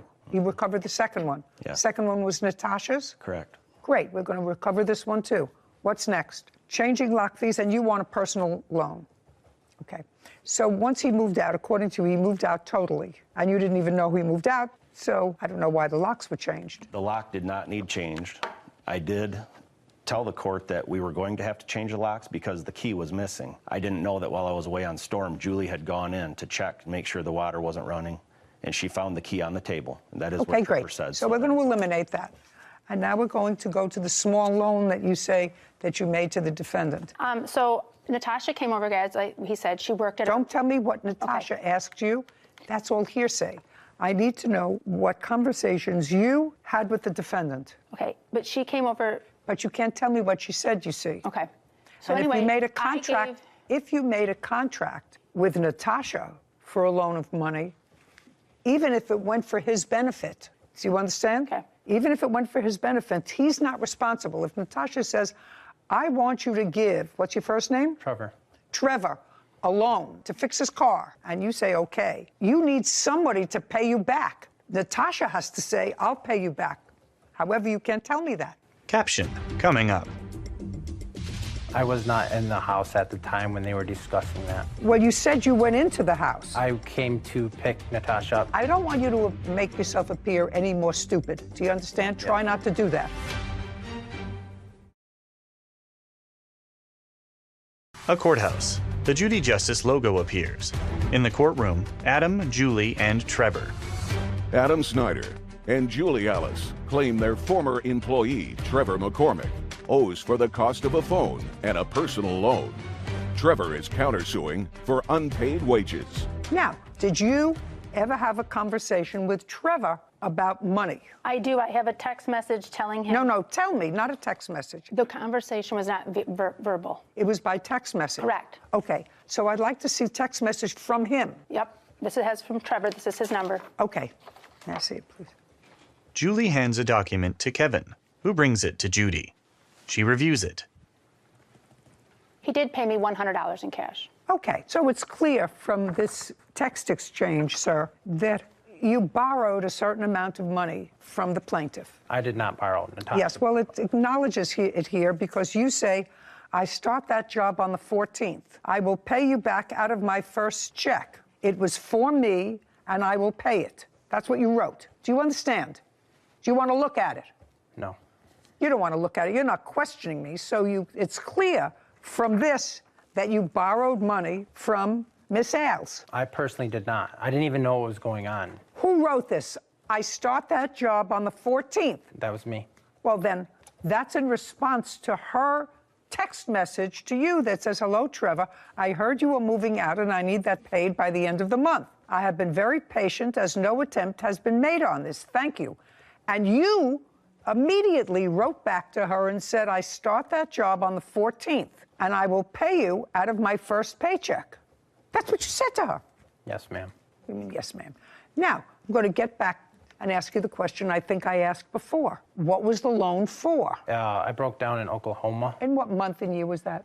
About September of last year. September of 2021 is just about when you started dating Natasha. Correct. Okay, so your car broke down in Oklahoma. And? And it had to get fixed. And? So I rode the Greyhound bus back up to Michigan and waited until my car got fixed, which took months. I'm asking you, what was the loan for? To go back down and get my car. So it was $670 that you borrowed from her, and I want to know how it was that you got the money. I came in to Julie's house, and Natasha said, you're going to Oklahoma to pick up your car, because I didn't have any money right then and there, but I wasn't going to ask anybody. Just a second. I don't care what you were going to do, what you didn't do, what you thought about doing. You went into the house that the plaintiffs share. Mm-hmm. Not uh-huh. Uh-huh is not an answer. The answer is yes. The lovely Natasha was there. Yes. With Julie. Yes. What did you say and what did Julie say to you? Just Julie. Julie didn't really say anything. She said, don't tell Adam about the money. Oh, so she said she would give you money? Yes. And she knew exactly how much you needed? Yes. Did you tell her that? No. Okay. When she gave you the money, did she give it to you in check or cash? She didn't give me no money. She gave Natasha the money. Okay. How much was it? $700, around there. And after it was given to you by Natasha, but you were all in the same room together. I was not in the house at the time when they were discussing that. Well, you said you went into the house. I came to pick Natasha up. Yes. I don't want you to make yourself appear any more stupid. Do you understand? Yes. Try not to do that. You were in the house with Julie and Natasha at some point, and at some point, money was discussed. No. Was money discussed in front of him? No, it was not. Okay. So your loan was not with him. Do you understand? Yes. Unless he ratifies the loan subsequently. Is that correct? Correct. This is from my person who just studied for the bar, and I have to go back in my mind 50 years. If my memory is correct, if you don't make a loan directly with someone, they cannot be obligated to repay that money. However, if they subsequently get use of that money and subsequently agree to repay you, they have ratified that contract. Correct. You just have to decide if that's a ratification. Yeah. What would be your take on that? Take a look at it very carefully. What would be your take? It was for me, I will pay it. Seems pretty close to textbook ratification. Yeah, I would say so. I start a job on the 14th. I will pay you back out of my first paycheck. I just wanted to keep the peace because she was down my throat. This woman was down your throat? Yes. She may have been annoyed, very annoyed, but she wasn't down your throat. She was the one who volunteered to give you money in your time of need. How could she be down your throat? Okay. So far you paid her back $100. Is that what he paid you back? So he owes you $600. Okay. So far, Mr. Snyder, I'm not with you on it, on the rent. Okay. I'm not with you on the lock change fees. I am with you on the phone, which you're going to get back. He's going to get that back within 5 days. Otherwise, he's going to have difficulty. Here from the day that he did the phone purchases, instead of paying for the phones up front, he also added a bunch of other cordless phone chargers and everything else to the bill. How much were the extras? Totally, there's 2,000. No. I don't want them total. Total, you're going to get the phone back. What were the extras that he charged onto the phone? There is a $41.99. $41.99. There is a $20.99. Okay. You know that I went to 7 years of postgraduate school for this. Keep going. $29.99. 7 years. They were very hard years. I also took the bar exam. Keep going. $29.99. $17.99. Oh, it's getting worse. Not better for you, Mr. Snyder. And $11.99. Worse. A lot worse. $122.95. Okay. You have a counterclaim. Yes, ma'am. For what? Working on the farm. Okay. Tell me about that. From when to when did you work on the farm? November to the end of March. And what were you doing between November and March? I was feeding cattle when Adam was on storm, watering them. To March what? taking The end after of him. March? Yes, right. I thought you worked at a factory. I did both. Well, you can't do both. You work at a factory. I asked you if you had a job. You said, I work at a factory. I did do both. Well, now I need the name of the factory and find out what your shift was. I was, And you worked during the day. yes. From when to when? From Time. 6 to 6. Well, I had. Just a second. Mr. McCormick, if you work from 6 a.m. to 6 p.m., it is not possible to work a full-time job for the plaintiff as well. I had a schedule of three on, 2 off. Okay. We're making it up as we're going along. Trevor smirks. Caption coming up. Did you have a financial arrangement with him for putting out these bales of hay? We never did. Although he did get paid for everything he did until the last day that he worked for me, where we were tearing apart a building. That's Oh, incorrect. just don't speak. Judy raises her eyebrows at Trevor. A courthouse. The Judy Justice logo appears. In the courtroom, Adam, Julie, and Trevor. Adam Snyder and Julie Alice have accused their former employee, Trevor McCormick, of refusing to pay the cost of a phone and the balance of a loan. Trevor claims he was not paid for the work he did on their farm. Now, did he work for you? It would be very minimal. He would put hay bales out, which would take 10 He would minutes. put what? Hay bales out for the cattle. Hay bales. Yes. At approximately what time of day? Because I'm not getting... He could come and do it when he got home from work. Okay. And did you have a financial arrangement with him for putting out these bales of hay? We never did. Okay. Is there any reason why you never did? Because he didn't do it very often, and he said he was just happy to help, although he did get paid for everything he did until the last day that he worked for me, where we were tearing apart a building. So he got paid when he worked for you? He did. That's Oh, incorrect. just don't speak. From when to when? When he helped me, it was very minimal. It would be... No, I'm not talking about the hay. You said he did, in fact, work for me. He did. I want to know, but not on the farm. He worked someplace else. He helped on another piece of farmland that I have. Okay. Where a barn had fallen down. We were tearing the steel off, and he worked 3 hours that morning. 3 hours what morning? The last day that he was there, it would have been So that's in March. early, I would say the second week of March. Okay. When was the first time he worked there? I would say probably in January. And he was working at this other plant from 6 to 6 in March, Correct. according to him. So he did some work for you in the first month, which was January. Yeah, if he helped me, it might be 1 day a week. Fine, I just want to know if he got paid for it. That's what he's... Yes, We he did. can't do May something. How much did you pay him? It would depend on how much he worked. One day I gave him $300 for helping me for a day and a half on another demolition job I did. And you paid him in cash? Correct. Okay. That was for the demolition job. That wasn't for the farm. It doesn't make any difference, sir. If you have a full-time job and you're working part-time someplace else and you say he paid you... He did not pay me. Well, you say he didn't pay you for the farm. What he's saying is he had a job with me. He was a demolition job for which he got paid, which you do not deny. Is that right? I'm not. You just said that's not what I asked you. He paid you for the job that you did part-time for him. Yes, and he paid me for that demolition. job, yes. So that's a yes. Yes. And what you're suing him for is allegedly money that he owes you for working on the farm during a period that does include March when you were working full-time someplace else. Correct. And working for him. Yes. And doing this work at the site in March, the first 2 weeks in March, because you got some money for that. Correct. So now you have, according to you, 3 jobs.